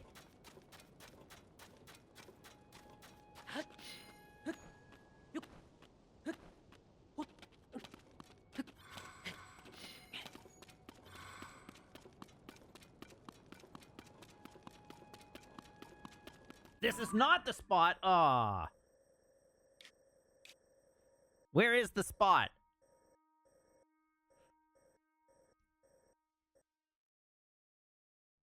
I assume that is Andai sending me a map. It was not is Andai sending me a map.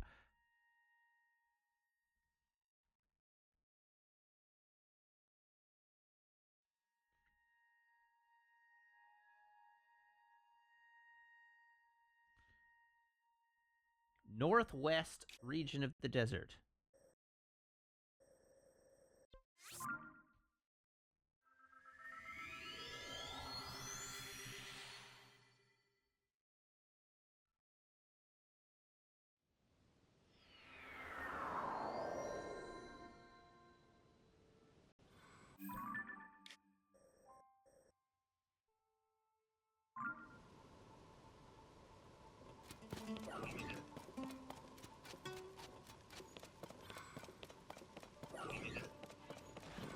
Aha!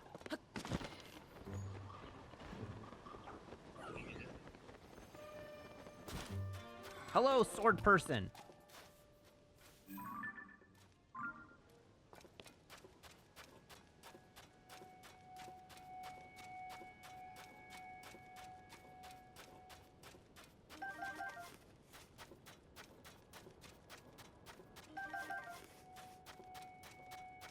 Why is it spicy?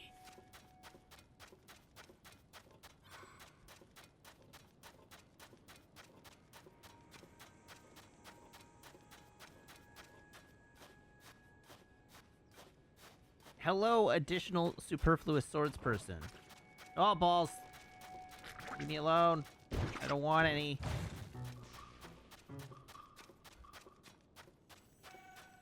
I don't want the extended warranty on my car. Works just fine, thank you.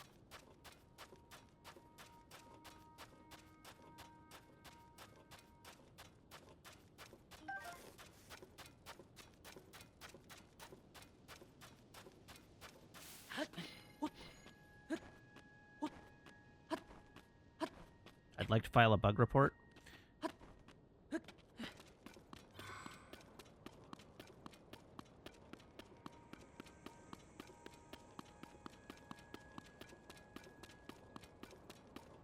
Haven't I spent the last 2 years with repeated car troubles? Shut up!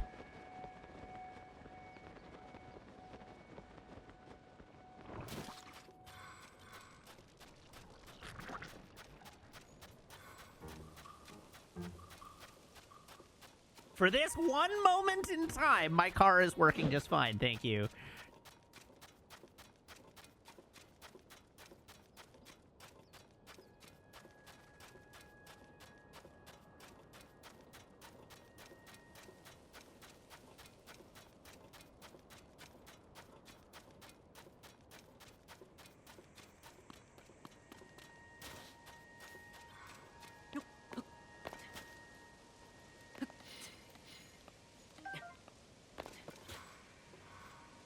This away.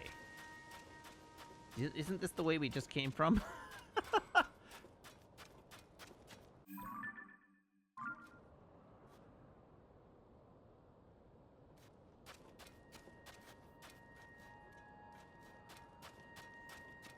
Ah, there's the next one. Okay.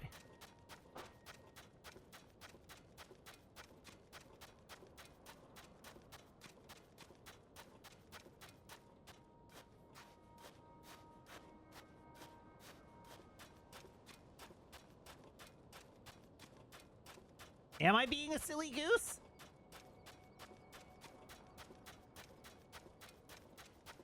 No, sadly, I do not still drive a Miata, and I haven't for like 15 years. But I tell ya...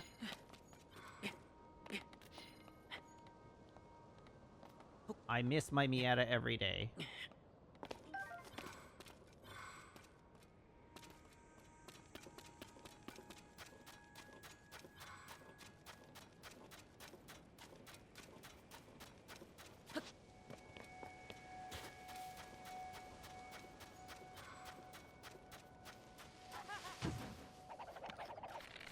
No, I do not remember the brand of the action base I got. I'm sorry.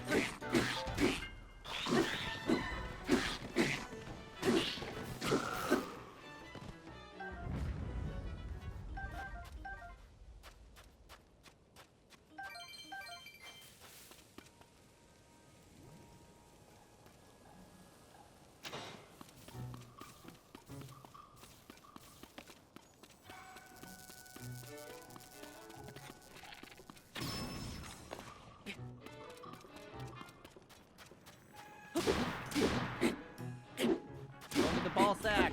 No, don't take it away. No, it was a special, it was a special third-party action base. It wasn't just an action base one.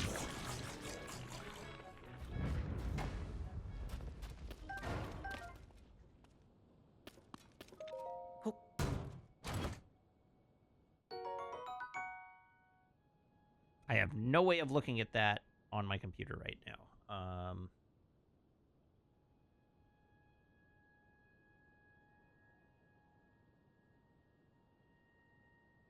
It was very close to that one, but no, mine came with an action base of its own.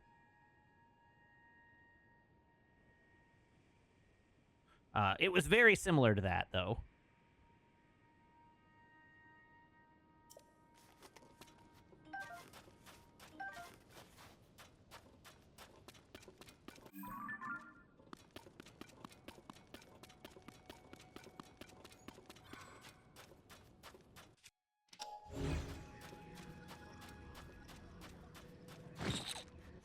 Oh, you bastard! Liar!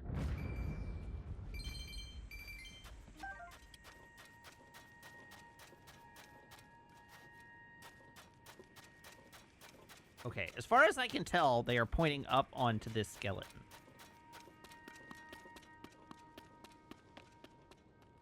Or...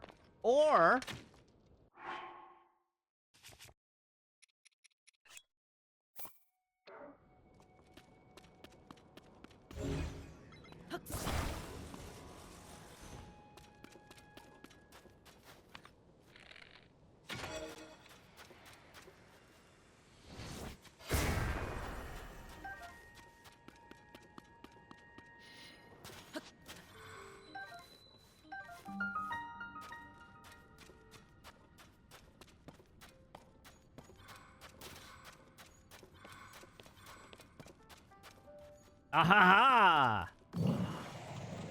Yahaha!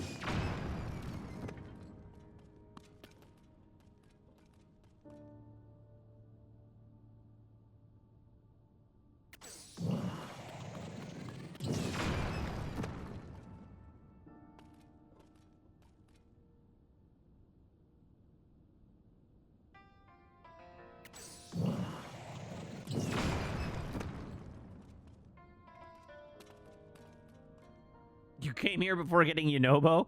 Oh.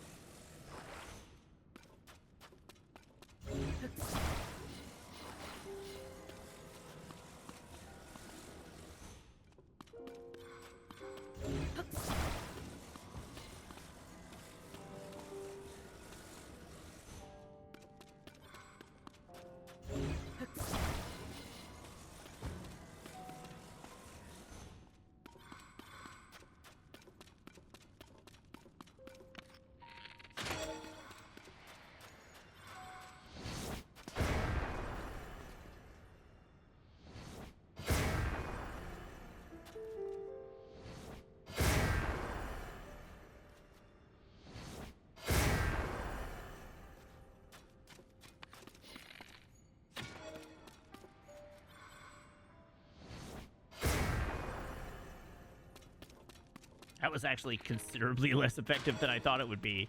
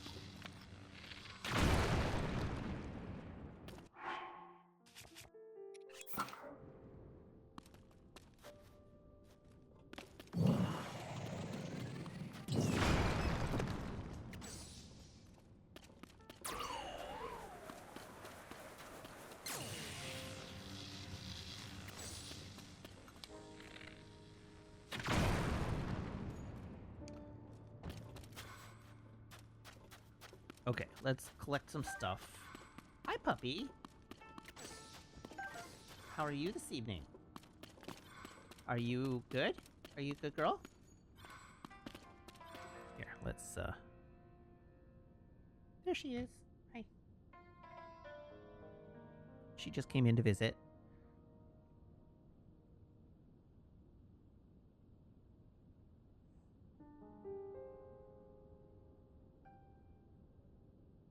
Now I live here.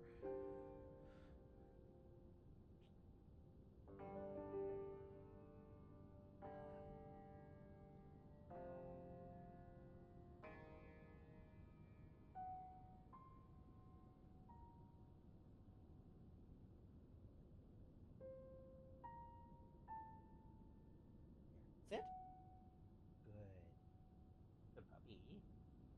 What a good girl.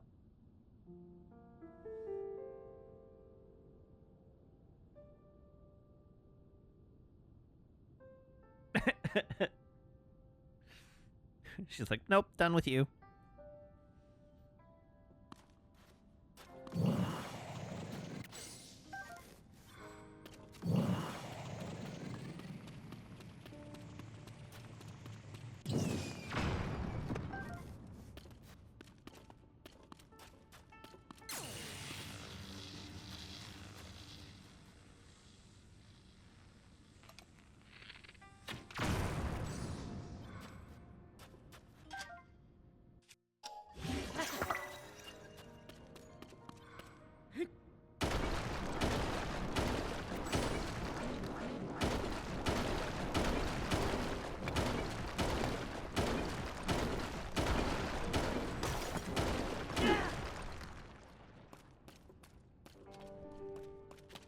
This is a profoundly obnoxious little cave.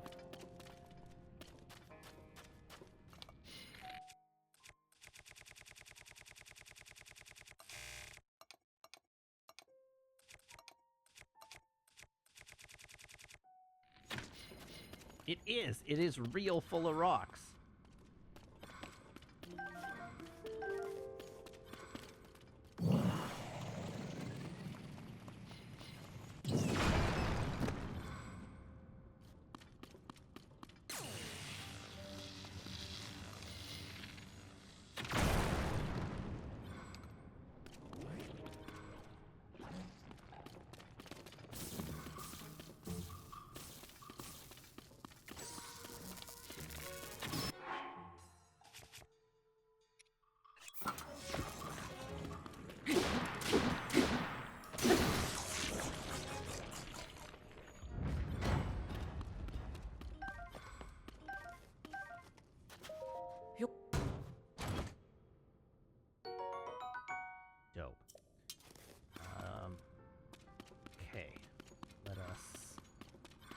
Secure another claymore.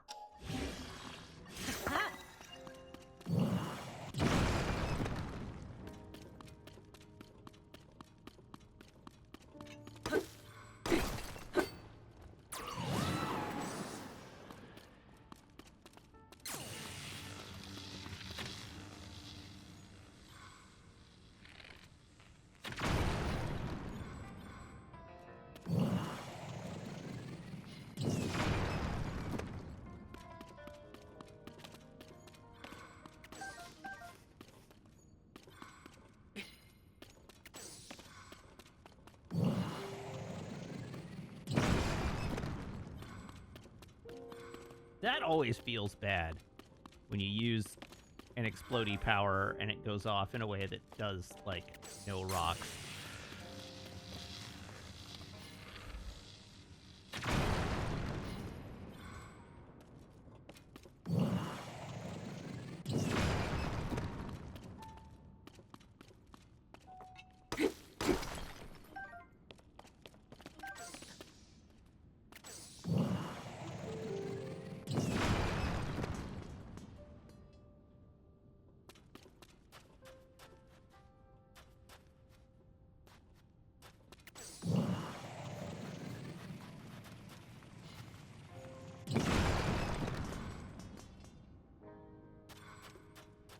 Woo!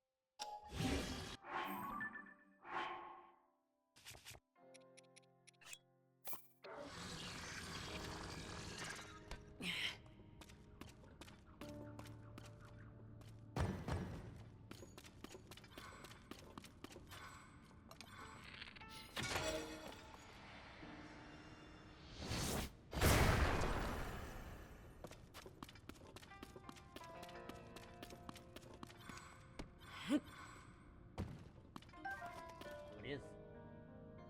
Oh, I opened it. you did. Chocolate. Mm.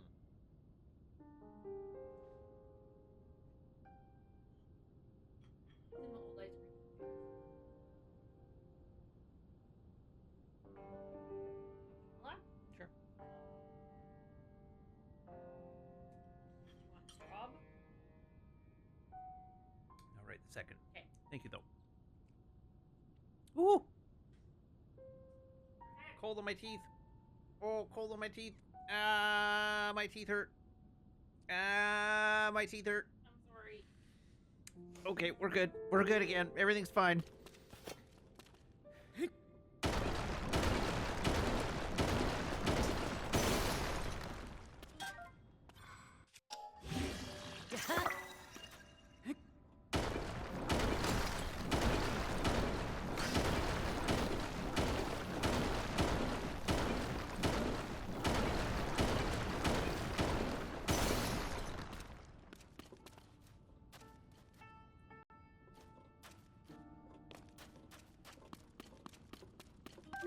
An opal.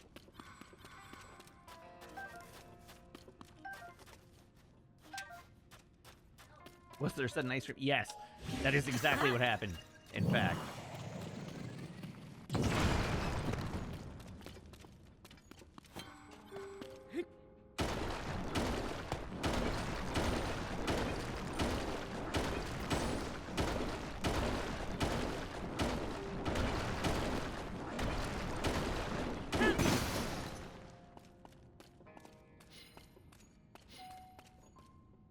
Okay, I am running out of swords faster than I'm running out of rocks.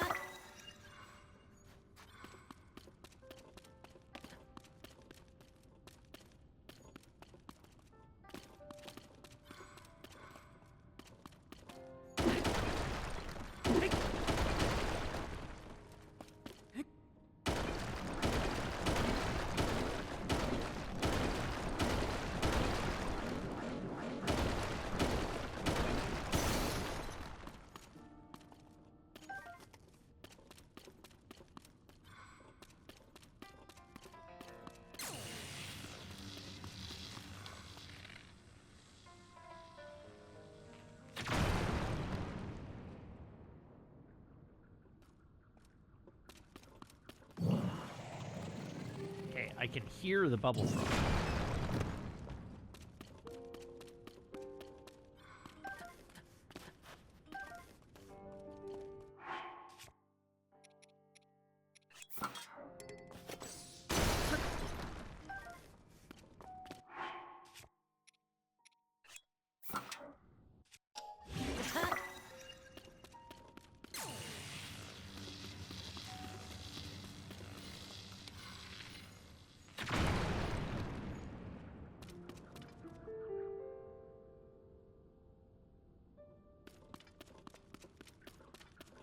Guys.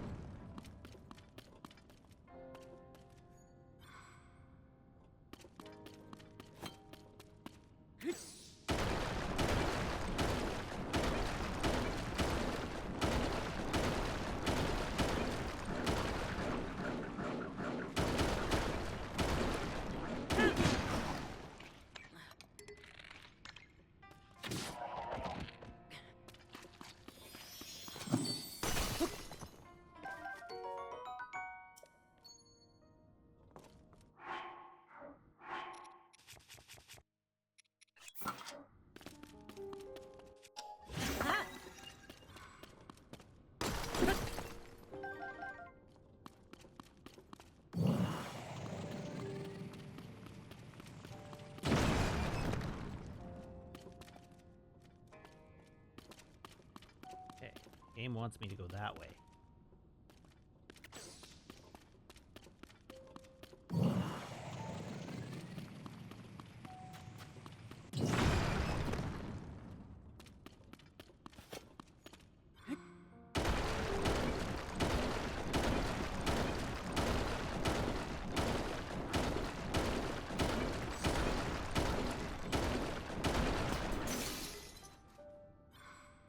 Oh! Oh-ho!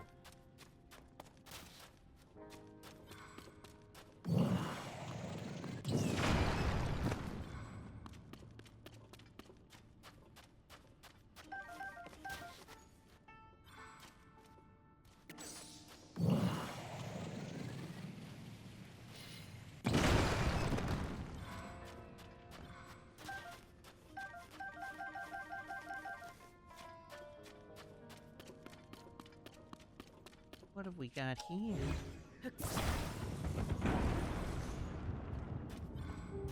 Hey!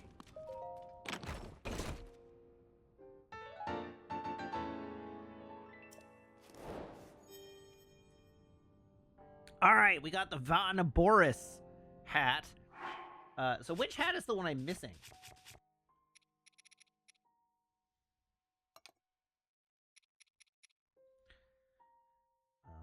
We have the lizard. Oh, I don't have the elephant hat.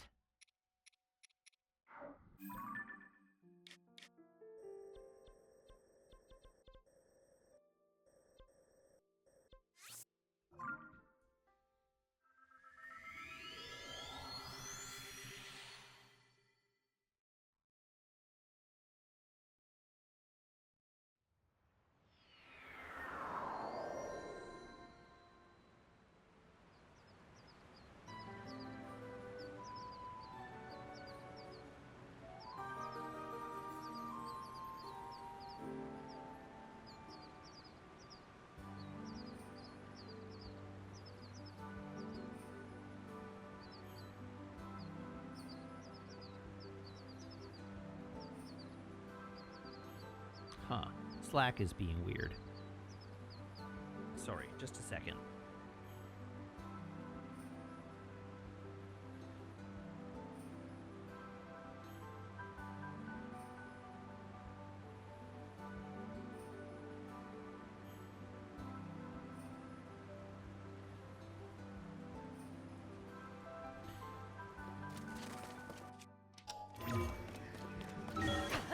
Up we go. Okay. Presumably I have to go talk to Sidon now. Oh. What the hell? You have a quest. A floating place. I am sure that is what I heard, but... Oh. Link, how wonderful. You heard me talking to myself, didn't you? Since you are here, I must ask you something a bit odd. Have you heard anything about a floating place? Here is my tale. When my dear wife May went out fishing, she was singing this mysterious song to herself. I found a floating place where I'll catch fish with grace, a hop and a skip to a great fishing trip. And with that, my wife hopped and skipped over to the bridge in the east of the domain. At the time, I paid no heed. She is given to songs of fancy, but her absence has started to weigh heavily on my mind. A floating place, a hop and a skip away. I have never heard of such a place. My wife is the type to rush off in a fit of excitement. I am worried that she will do something rash. Oh, my beloved May, I dearly hope that she has not gone somewhere dangerous. A wife wafted away. Out of my way, child!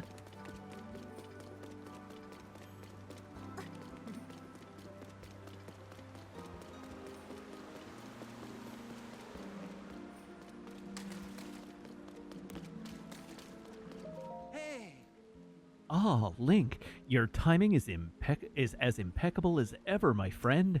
I have not discovered any new hints about your princess, I fear. However, I have stumbled across something fascinating. As I was diligently organizing texts relating to the royal family, I came across one of particular interest. The content regarded a secret treasure, and at once I thought of you. This seems just your sort of thing. So, intrigued? I'm intrigued. You never disappoint, do you? Yes, this is just what I expected of my dearest companion. In that case, I shall let you in on the mystery. There was a passage in the text that I mentioned that went as follows. The great fish, the eternal guardian, a secret treasure awaits you just beneath the stony form of its statue. Below the long bridge that reaches for the statue, leave your fears behind. Pass beneath 2 waterfalls to find your prize. So, what do you make of it? It is like a good old-fashioned treasure hunt, is it not? That said, it was a very old book, so it is questionable whether that secret treasure is still there, or ever was. However, if there is truth in those ancient words, this treasure may be of use to you. If you see fit, I encourage you to seek it.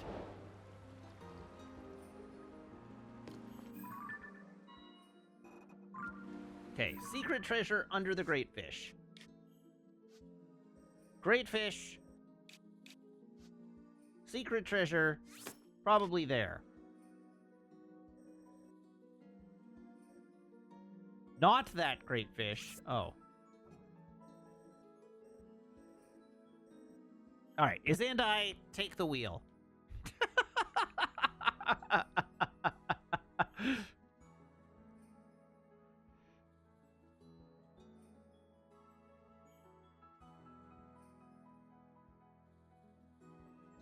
Walk outside.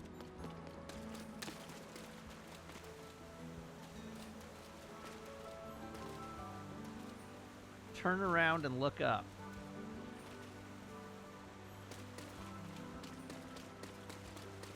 I am. Yes, I understood what you meant. I just went the wrong way.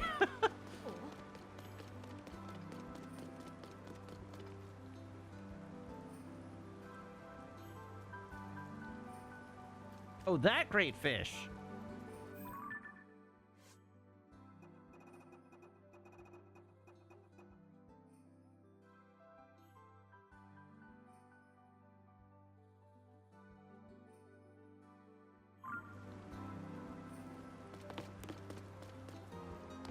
I've seen greater fishes.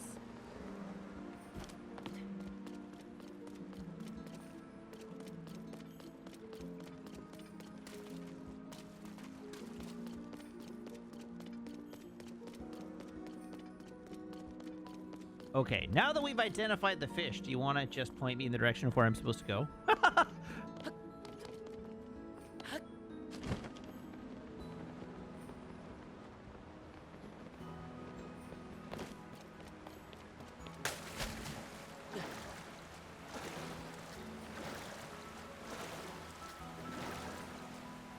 There's a waterfall under the long bridge to the city.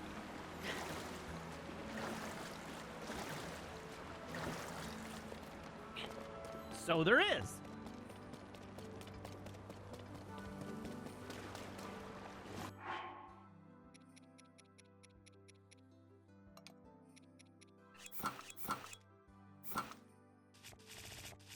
Oh, I fully got a sunburn on my elbow. That took 24 hours to manifest. But I got a sunburn on my elbow, which I am struggling to show you. Sunburn on my elbow. I know, it is a weird place for a sunburn. I've got, a kick-ass farmer's tan coming in, though. And you should see the tan on my knees.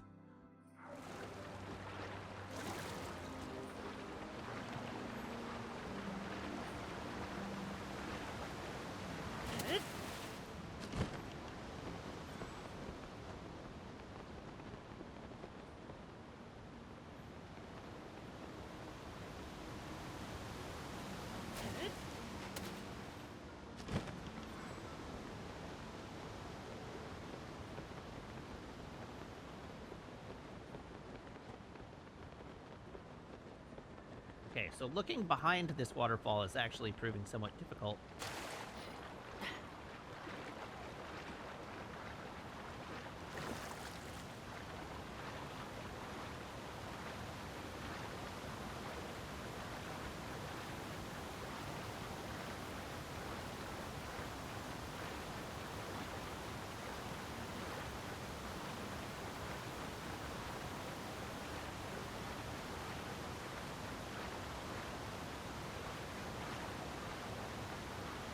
Just swim behind it, Isandai says.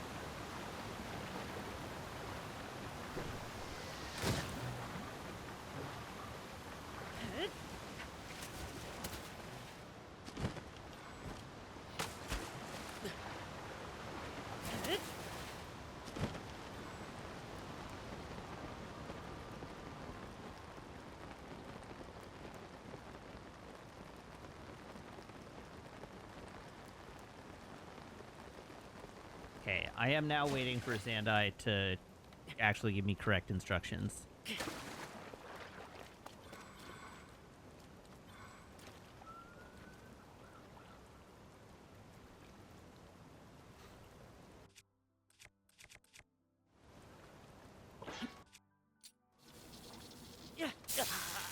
Whoops.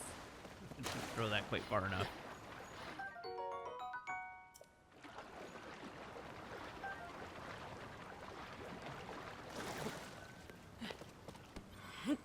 Yeah, you found me!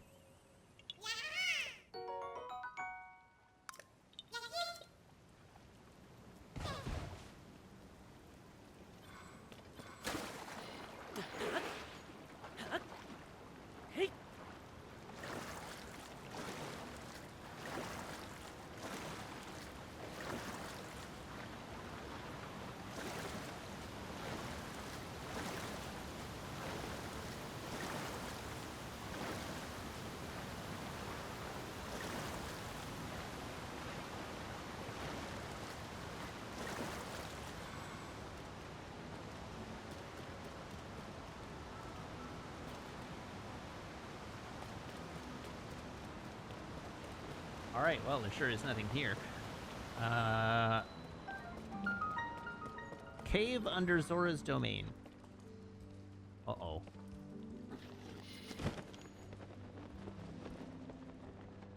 Oh!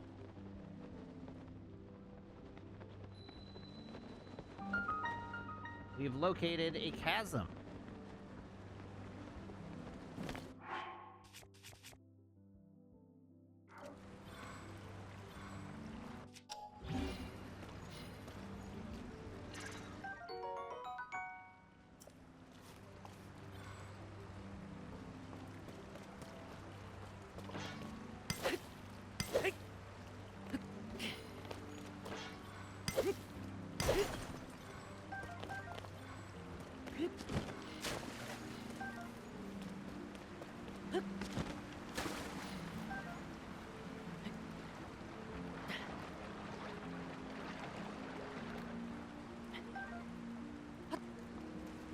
Okay. Collecting bomb flowers because I have no bombs. And this game is super stingy with bombs.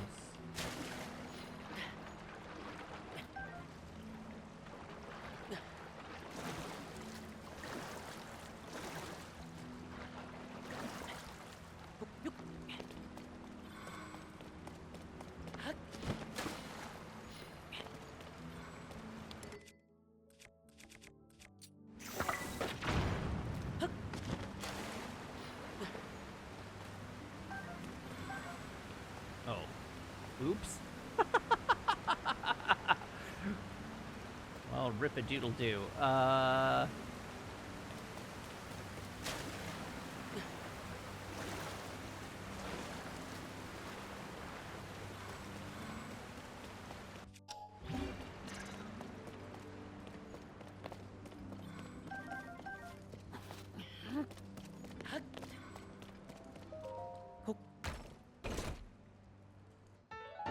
The Varuta Divine Helm.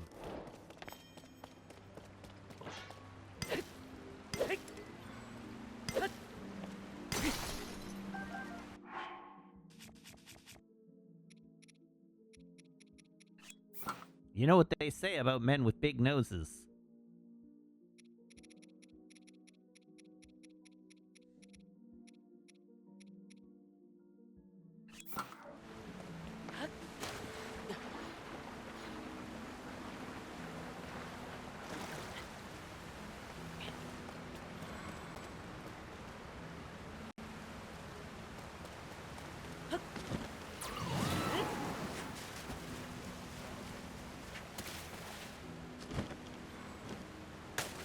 What do they say? They say they have big noses. Ah! Jesus.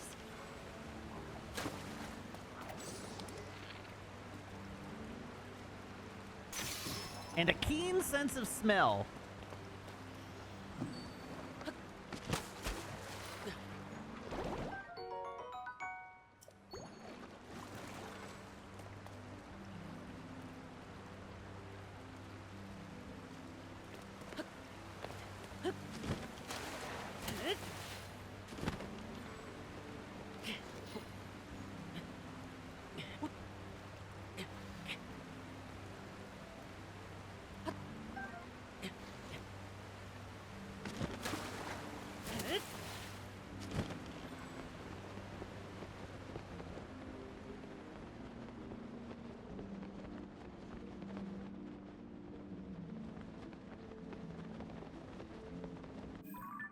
Okay.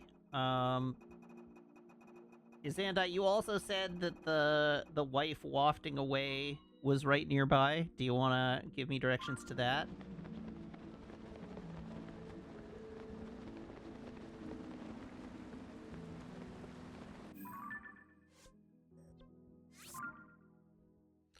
Port to the shrine near the water temple. Okay.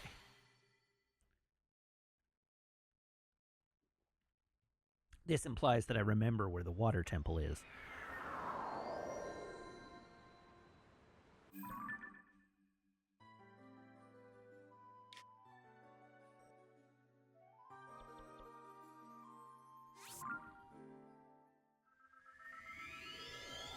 Did I pick right?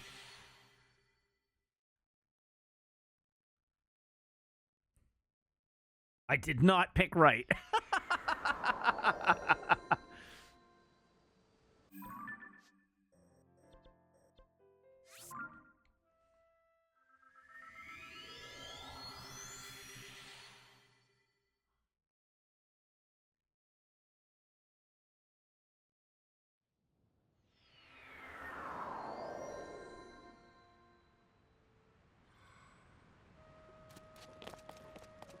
All right, and I'm paragliding off to the southeast. So, starting here, never eat shredded this way.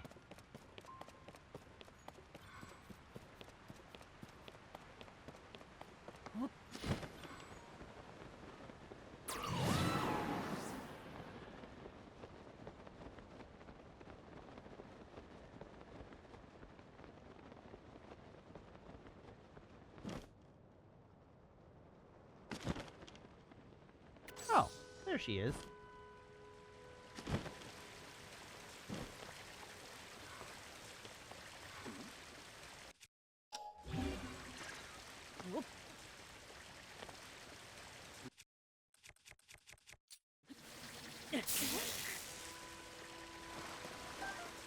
Don't mind if I do.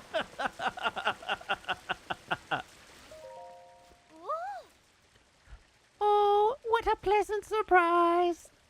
Who would have thought I'd meet someone way up here? Hey, did you see? Did you? There are fish even this high up in the sky. And what's more, they're hearty bass. Just half of one would fill my stomach for the rest of the day. What are you doing? Can't you tell? I'm catching fish. Since the sludge disappeared, I can finally fulfill my wonderful duty of catching fish. I was so happy to be back at it that even though I'm all about fishing, I had to follow my heart sky high. And look, can you believe such a wonderful fishing spot exists? Also, because my body floats somehow, I can catch the fish while hopping around. It's the best. Hee hee, did you want to chat? Frank, he's my darling. Everything. What? My everything. What are you saying about sweet Frank? Oh no, I completely forgot. This is one of those disappearing things that would worry him, isn't it? It is. I'm up in the sky without telling him where I am. I just thought I'd throw a fishy party to celebrate King Sidon's succession. So here I am, catching fish. Is my darling mad? It's so hard to tell because his waters are so still, right? Oh, how I adore my stoic love. I wonder if it is just me that has trouble showing he has trouble showing his emotions too. I've been getting too carried away. I'm almost certain he's mad. Poor Frank. I totally forgot about my darling today. I'm so sorry. I'll head home right away. Hi, puppy. Is this a very auspicious voice? Here. Up.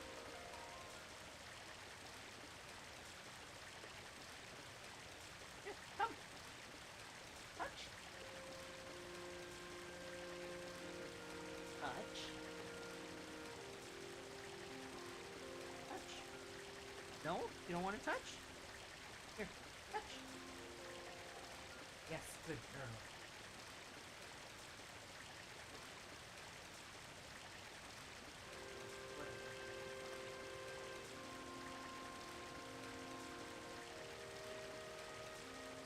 Oh.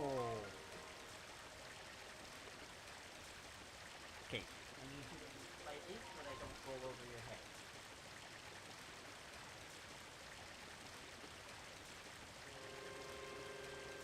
Ugh. Okay, wrong view, but...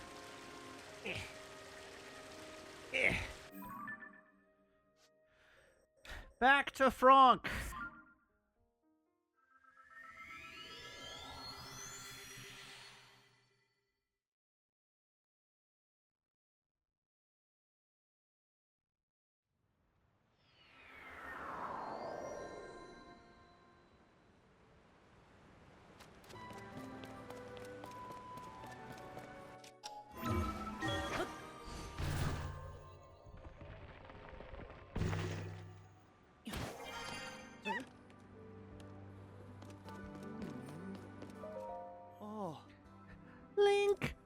It's May. My beloved May has finally returned home. It's all thanks to you, Link. Thank you so very much. It's hard to believe that she was on a sky island. I was so worried I couldn't eat a bite or even drink a drop of water. Oh, Link, when I saw May's sweet face, her lovely head was hung in shame. It was painfully clear that she had already scolded herself terribly over this on the way back home. I had no choice but to let her off the hook and ease her concerns with a nice warm hug. I'm just so happy that she's back home, safe and sound. My darling, I'm a little surprised that you're showing so much emotion. You never cease to amaze. I was crazy about the hearty bass on the Sky Island, but from now on I'll only be that crazy about you. Just like old times. By the way, I tried to prepare something for you. What do you think? Dang! Plus 10 bonus hearts. Hot damn. Us, Zora, eat fish raw, of course, but I prepared this meal especially for you as thanks. I'm no expert, but the amount of salt I used is spot on, if I do say so myself. Hee. Thank you so much, Link. Oh. May, despite all that we have endured, my feelings for you have never altered. They never shall. I have altered the feelings. Pray I do not alter them further. There is another feeling of mine that has also never changed. That is my sincerest hope that we can bone down later. That you will never go anywhere dangerous ever again, please. Hee, I am so sorry, my darling.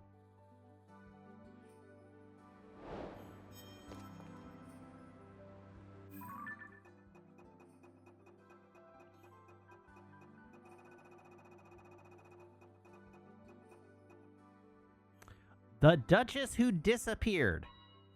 Former pro shield surfer Selmy has gone missing after leaving her lodge to create a new shield surfing course. Her student Russ says his buddy Finn is searching for Selmy on the Byron snow shelf to the west. Meet up with Finn there. You can find him by looking for his smoke signals. But before I do,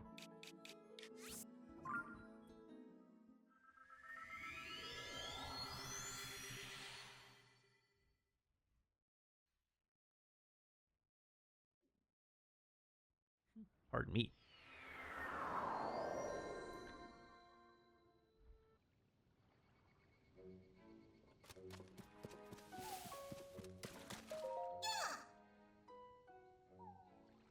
Shakalaka! I spilled Korok seeds on you. If you give me Korok seeds, I'll expand the size of your inventory. So, you want more room? Shalaka! Which stash should I expand? Okay, I'll just need 4 Korok seeds. Deal? Let the expansion begin.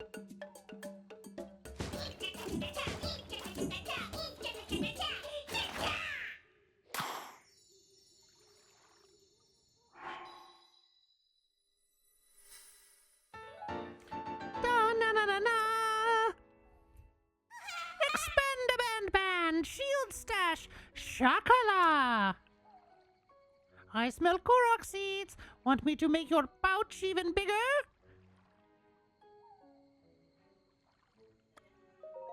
Bow stash. 17! Never mind. Weapon stash. Okay, I'll just need 12 Korok seeds. Here you go. Let the expansion begin.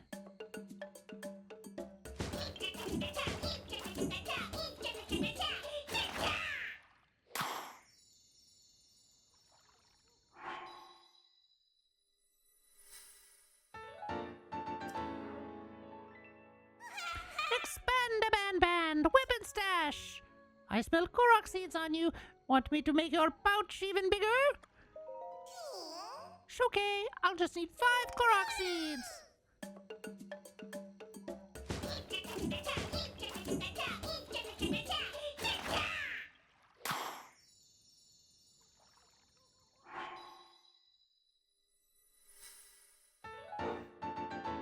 Da-na-na-na-na. shield stash. Shakala! I still smell Korok seeds on you. Want me to make your pouch even bigger? Never mind. Shakala! Come back again!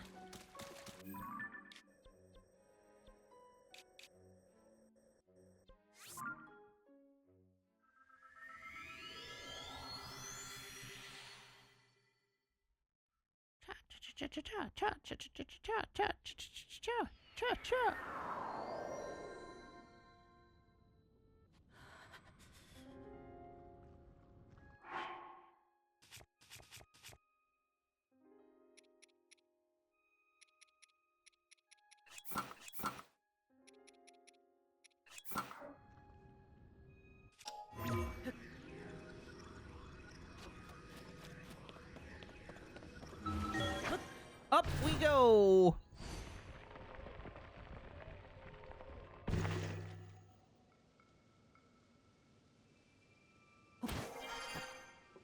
Okay, we need to find some smoke signals. Look for the smoke signals.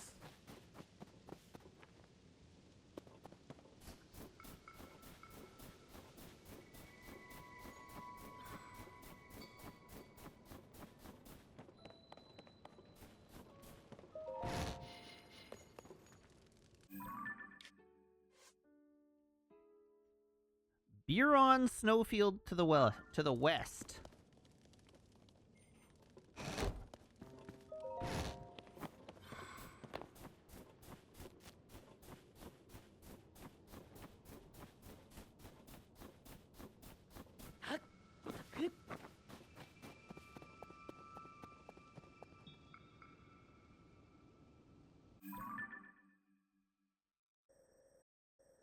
Oh, it's way the heck over there.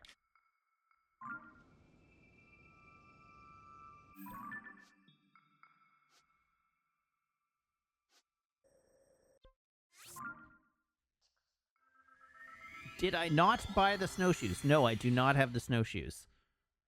Or the sand shoes. They were way too expensive.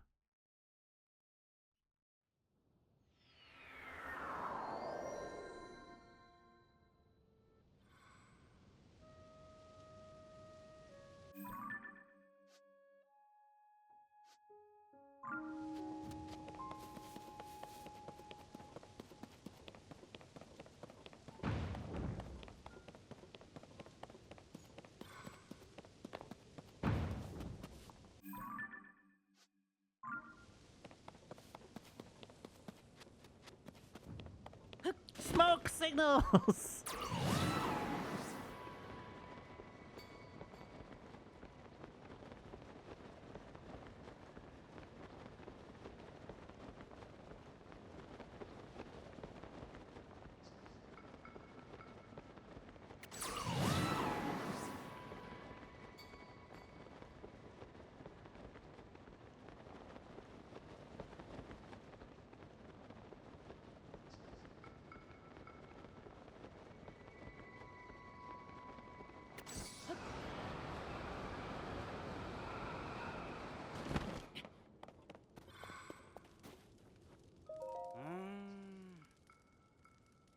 Hey you. Happen to bump into a Hylian named Selmy around here?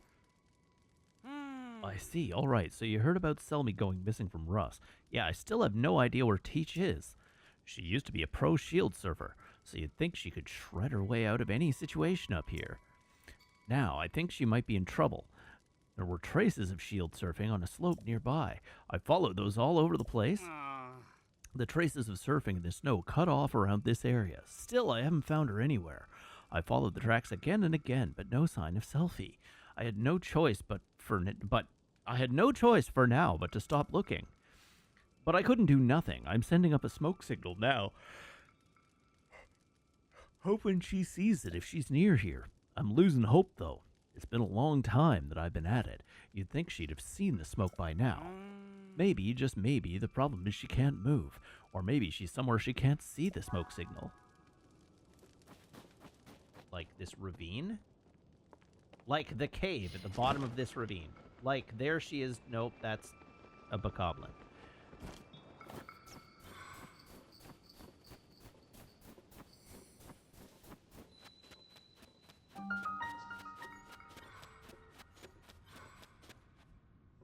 a cave that is caved in behind her.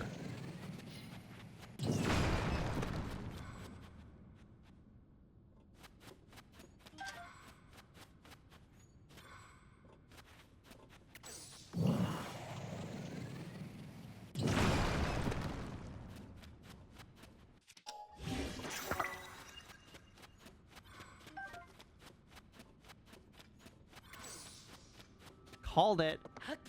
That is what we call a called shot. Right there.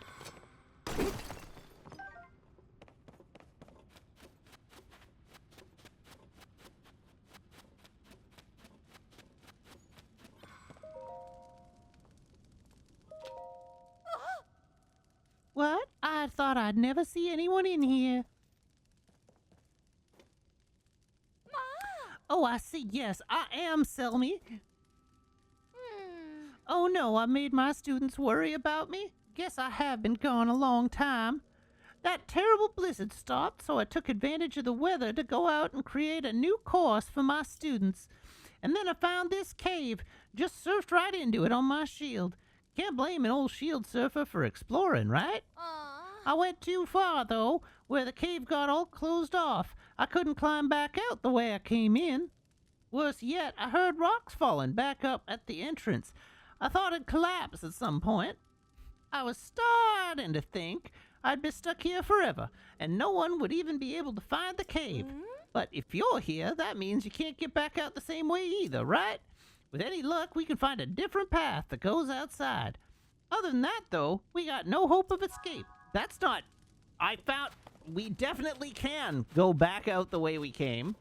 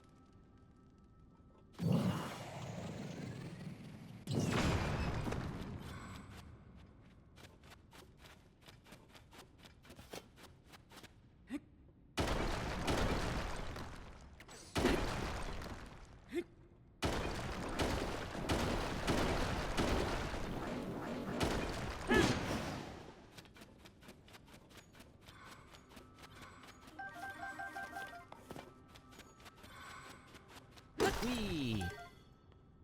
Whoops. Oh, really? I popped a giant bright bloom seed? Annoying.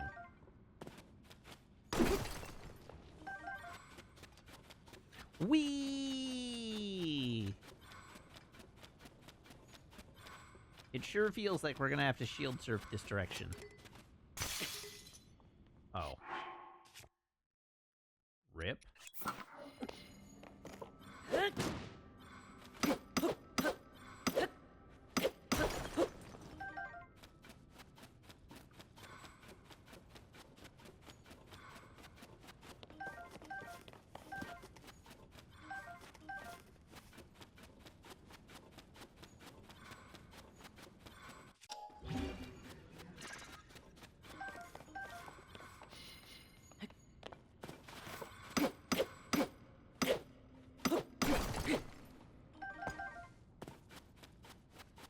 Whee!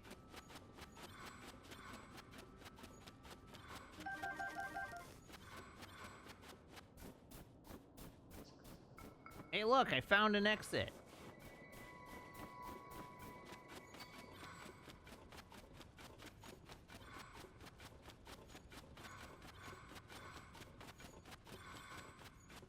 Yeah, we sure showed Fire Whiskers, didn't we? Fire Whiskers is like, this feels like the opposite direction of out.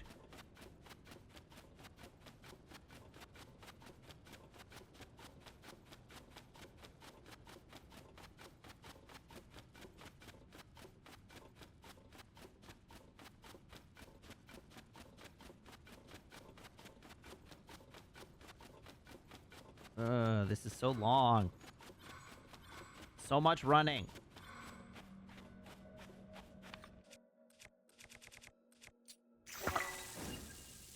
Kablooey. There we go.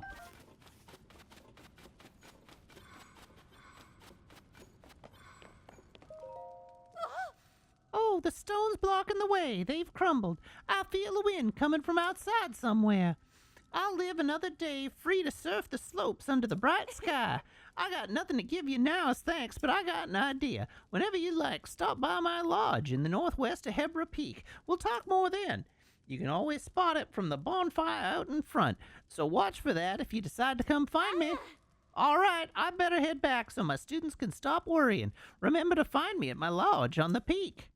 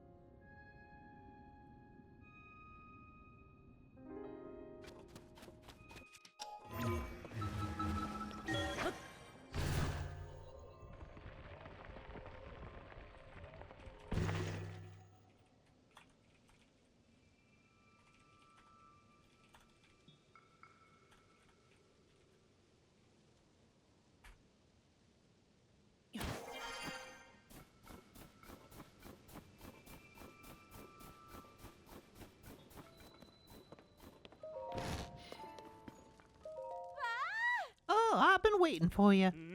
You saved Teach. Oh man, do we ever owe you one? I'm so stoked the coach came back to us safe. Major respect from me, man. Who knows what would have happened to me if you hadn't come along. I gotta admit, getting some shield surfing in all through that cave was pretty darn great. But I'll be staying away from there for a while, that's for sure. Oh.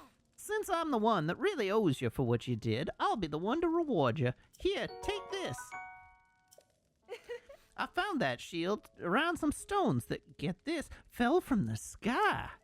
What a beautiful thought, that there could be shield surfers like us way up there. I'll say it again, thank you for getting me out of that cave. Also, now that the blizzard's over, come back here anytime you feel like shield surfing with us. I wasn't going to take on a third student, not with these two keeping me busy, but for you, I'll make an exception. Welcome, buddy. We owe you big time anyway for rescuing Teach. Yeah, see you on the slopes. Best way to learn.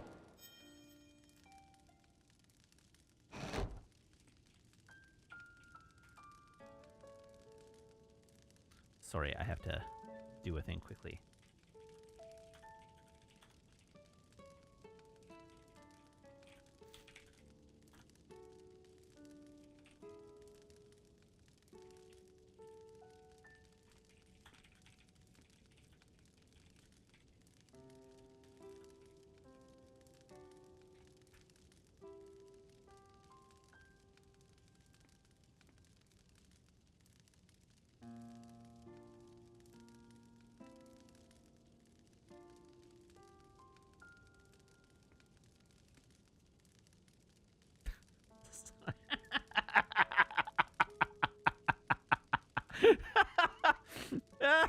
Sorry. Okay, so this is just a little bit of... This is going back to the AI discussion from earlier. I posted that whole story to Friend Slack the other day, and it looks like Lily just logged on. Lily, also a game developer, like an artist for game development, and says, God, this is how we end up with tighten up the graphics on level 3 BS feedback. To which I responded, okay, but can you tighten up the graphics on level 3? And she was like, sure thing, boss. So in order to run the joke further still, I went to ChatGPT and asked, how would a game developer best go about tightening up the graphics on level 3? And the answer ChatGPT gives me is, the classic tighten up the graphics on level 3. That phrase is a beloved in-joke from a well-known GameStop commercial where clueless marketing execs throw meaningless feedback like that at game developers. But if we take it seriously for a moment, here's how a game developer might actually tighten up the graphics on level 3 in a meaningful way. Practical ways to tighten up the graphics on level 3. 1. Improve lighting. Add or tweak directional lights, spotlights, and ambient occlusion.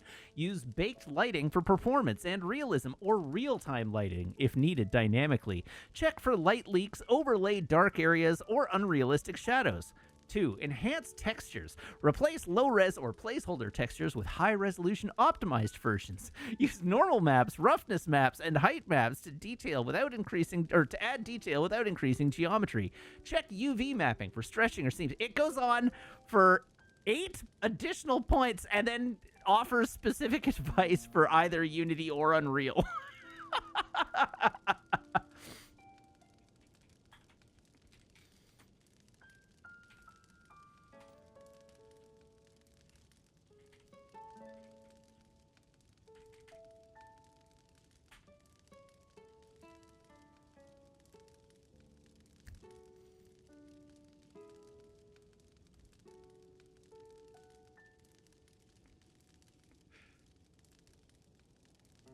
Oh, very certainly Lily is going to hunt me down and kill me.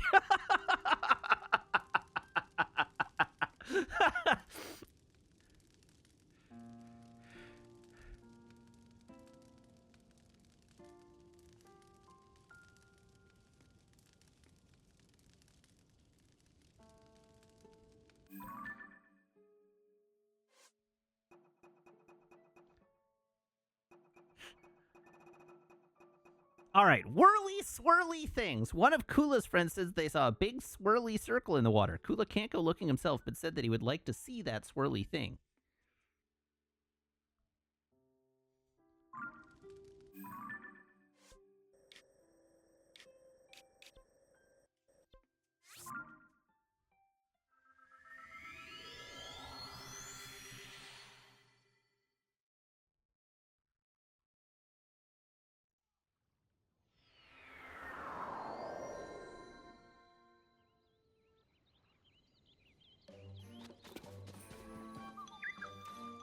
I want to see it. A big circle that spins in the water. If it's really real, I want to see it, even as a picture.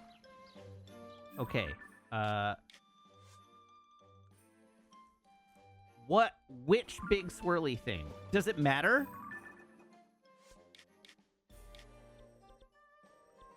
Because there are a couple of places where there are big whirlpools. Just a swirly thing in the water. So the easiest one is probably Lake Hylia, right?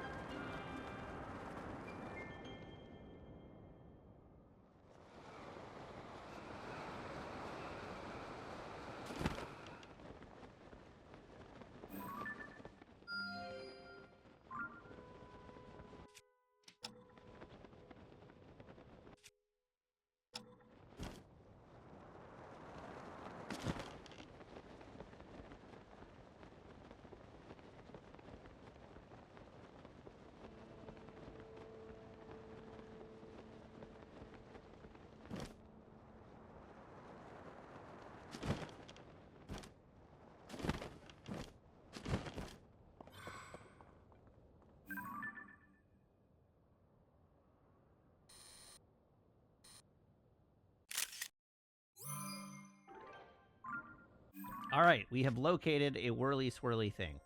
I'm going to delete that. Whirly swirly thing. Let's go.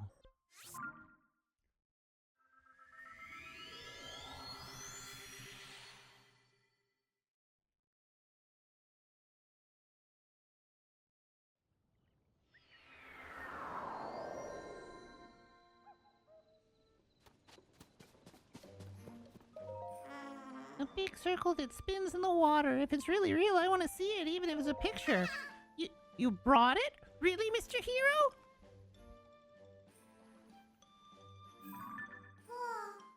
Oh, so this is it.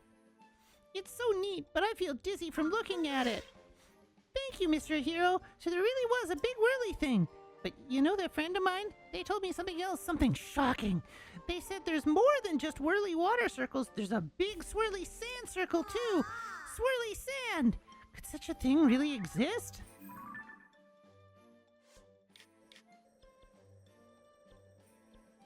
Where's the sand pool? Probably there.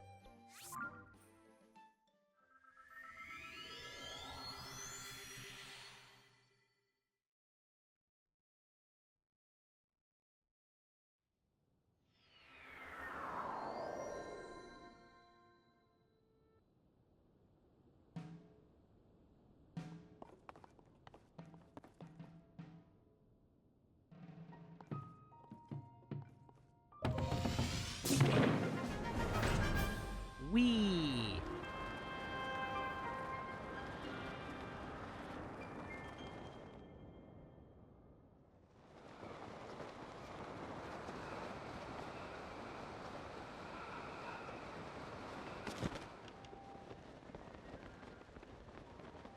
So, where is the correct thing to take a sand whirlpool?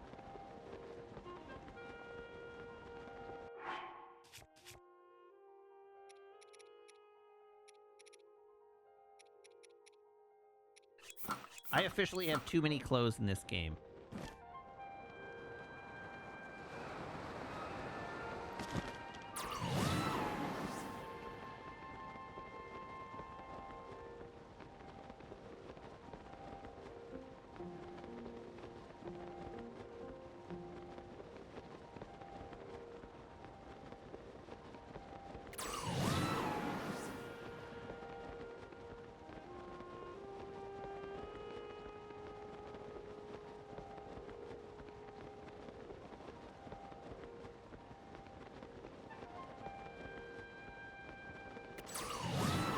Whee!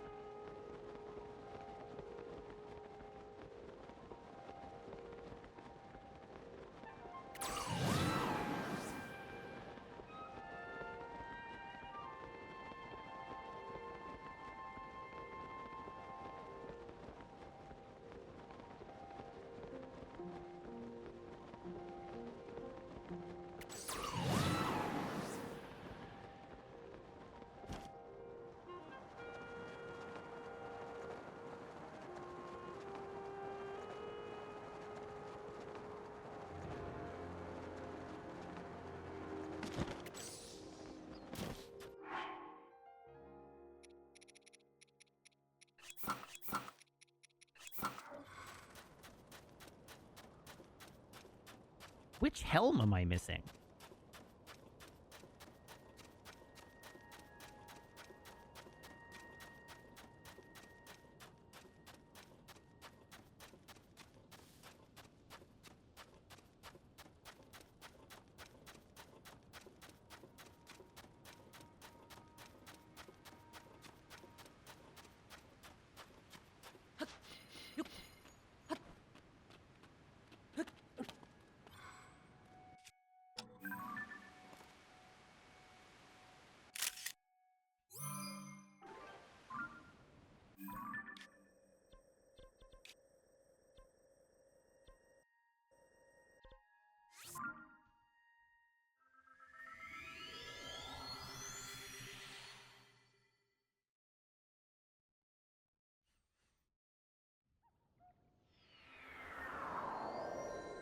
How many other whirlpools is this asshole gonna ask me for? I brought it! You brought it again. Show me, show me. of that big swirly sand circle. It looks like the sand is swirling towards the center. I wonder what would happen if you got swallowed up by it. Oh, that's kind of scary. Thank you, Mr. Hero. I'm so happy. This is to say a proper thank you. Take it. Ooh, Endura carrots. Do you like carrots? I was going to keep them, but I want you to have them, Mr. Hero. Now I just need it to be peaceful out there so I can go exploring. You can do it, Mr. Hero. All right, another one bites the dust. Master the vehicle prototype. Furnison from the Zonai survey team, with help from Hudson Construction, has been turning Zonai devices into vehicle prototypes. She has one all ready to go, except for one problem: no one knows how to control it. None of the Zonai devices that fell on Terrytown seem to do the trick. So Furnison has called on a couple of professional racers, hoping they might help.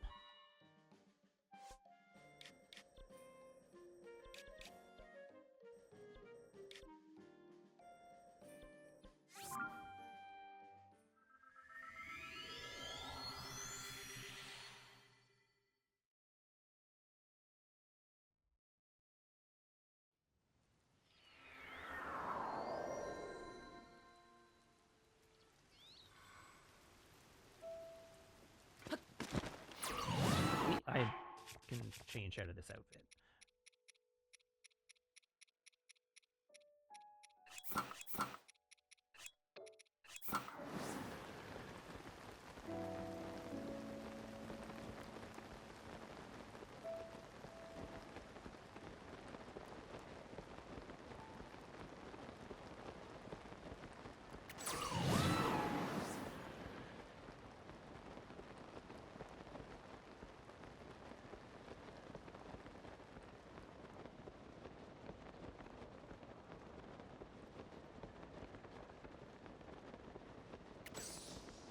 All right, Turnison, let's go.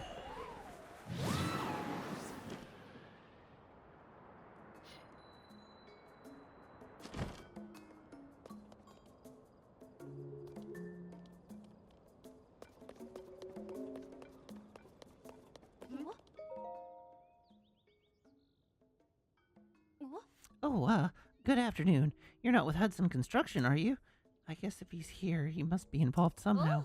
The name's Furnison. I'm working with Hudson on a Zonai device research project. It's a pleasure to meet you. In fact, right now we're prototyping new vehicles. Unfortunately, we've run into a bit of a problem. We haven't found a Zonai device capable of controlling the vehicles. We've tried all the devices in Terrytown, but none of them worked. We even brought in a couple of top-notch Gerudo racers to get their advice, but I'm afraid that made things worse. Try this steering stick.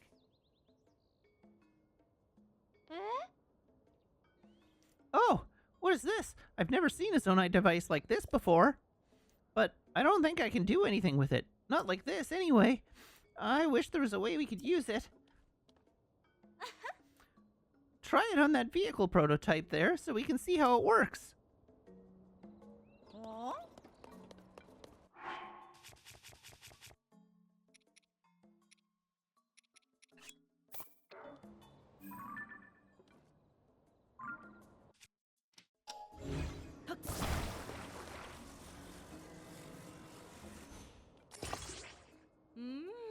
Ah, so that's how you set it up.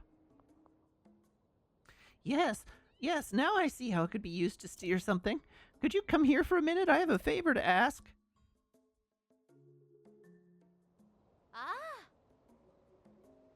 Please, could you show us what exactly this device is capable of? I don't get it. That weird thing is gonna make that huge contraption move. Say all the fancy words and silly jargon you like, but I'll believe it when I see it with my own 2 eyes. Quickly, I must see. If we're gonna do this, let's do it right. Hold on a minute while I get everything ready for a test drive. Let's see. I think I flip the switches here and yes!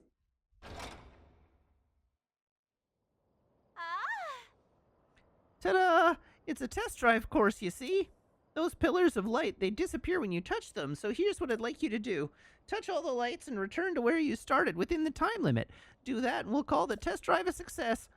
Until now, we've never been able to steer the thing properly, but if this device works, we'll have built another new vehicle, and one that's completely different from the balloon. Oh, I almost forgot. During the test drive, don't let go of the steering device or fall too far off course. We won't be able to retrieve the driving data if you do that. Yeah? Everything's ready. Now, if you don't mind, I'd like you to give it a try. Yeah? Then let's get started. Go ahead and board the vehicle. Oi! Pardon me a moment.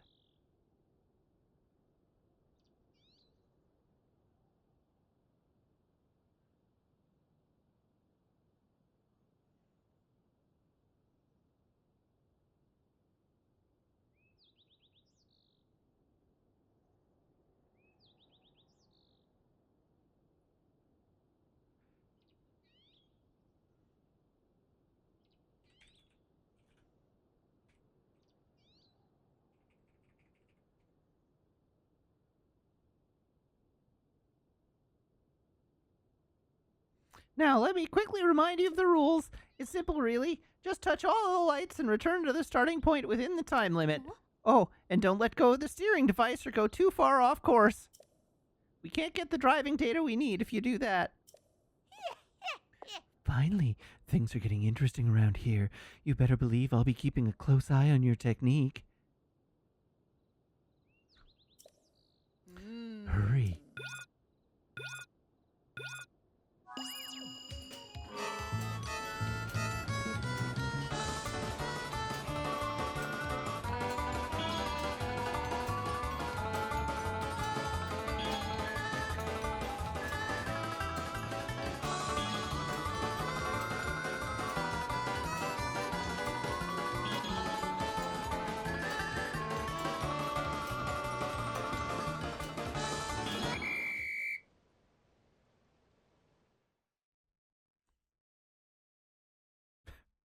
Yes, I played that music.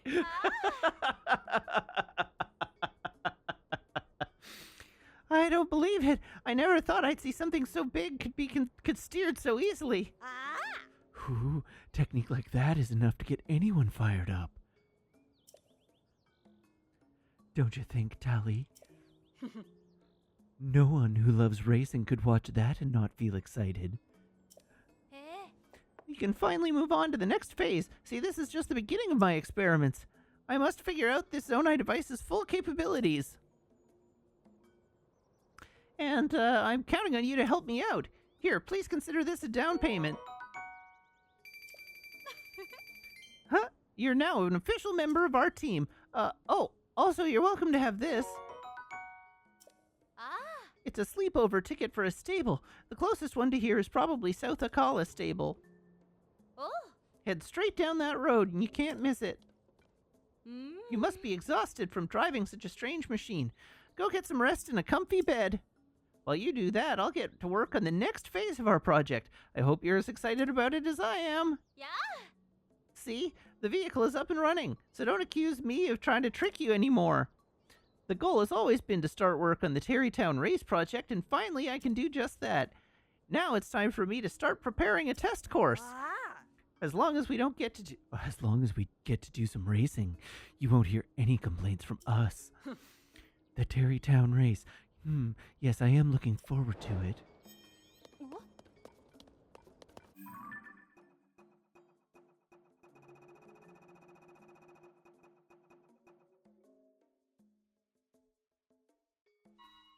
All right, that is going to be our next destination.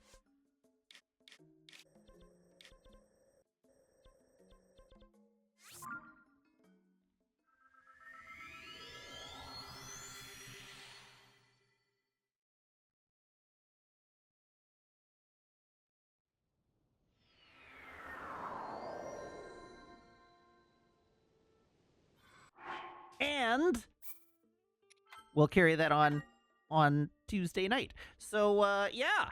Thanks, everybody. Thank you for tuning in. Thank you to everybody who subscribes, everybody who follows, everybody who cheers, everybody who chats, and everybody who hangs out and lurks. It's a genuine thrilled stream for you, and I hope you have as much fun watching as I do playing. I'll be back, same Matt time, same Matt channel, here on twitch.tv/Wiggins, playing more Tears of the Kingdom, so I do hope you tune in then. Before I go, I owe like 2 jokes. I owe a few jokes, which I have forgotten to tell. So I'm going to actually tell those jokes just to honor my commitments here.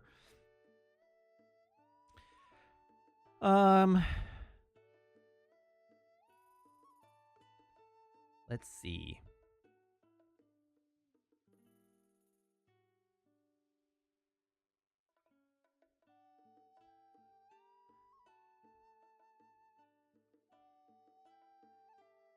Hmm.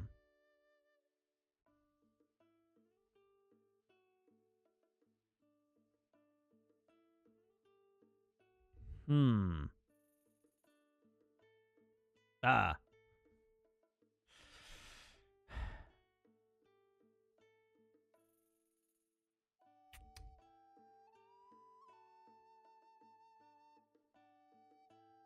Oh, what is the ghost of a chicken called?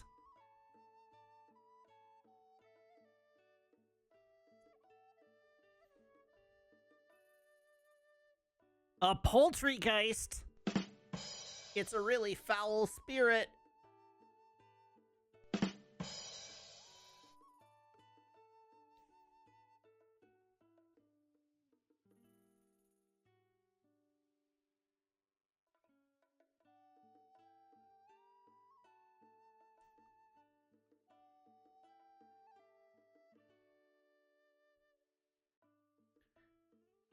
Hmm. Oh. Do you know why it's called the funny bone? Because it borders on the humorous.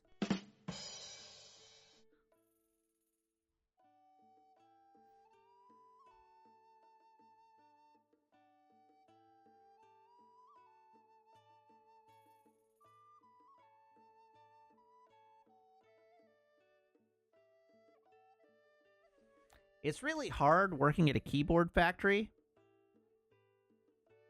They always want me to put in 2 shifts. All right, we're going to call it there. That'll be it for the night.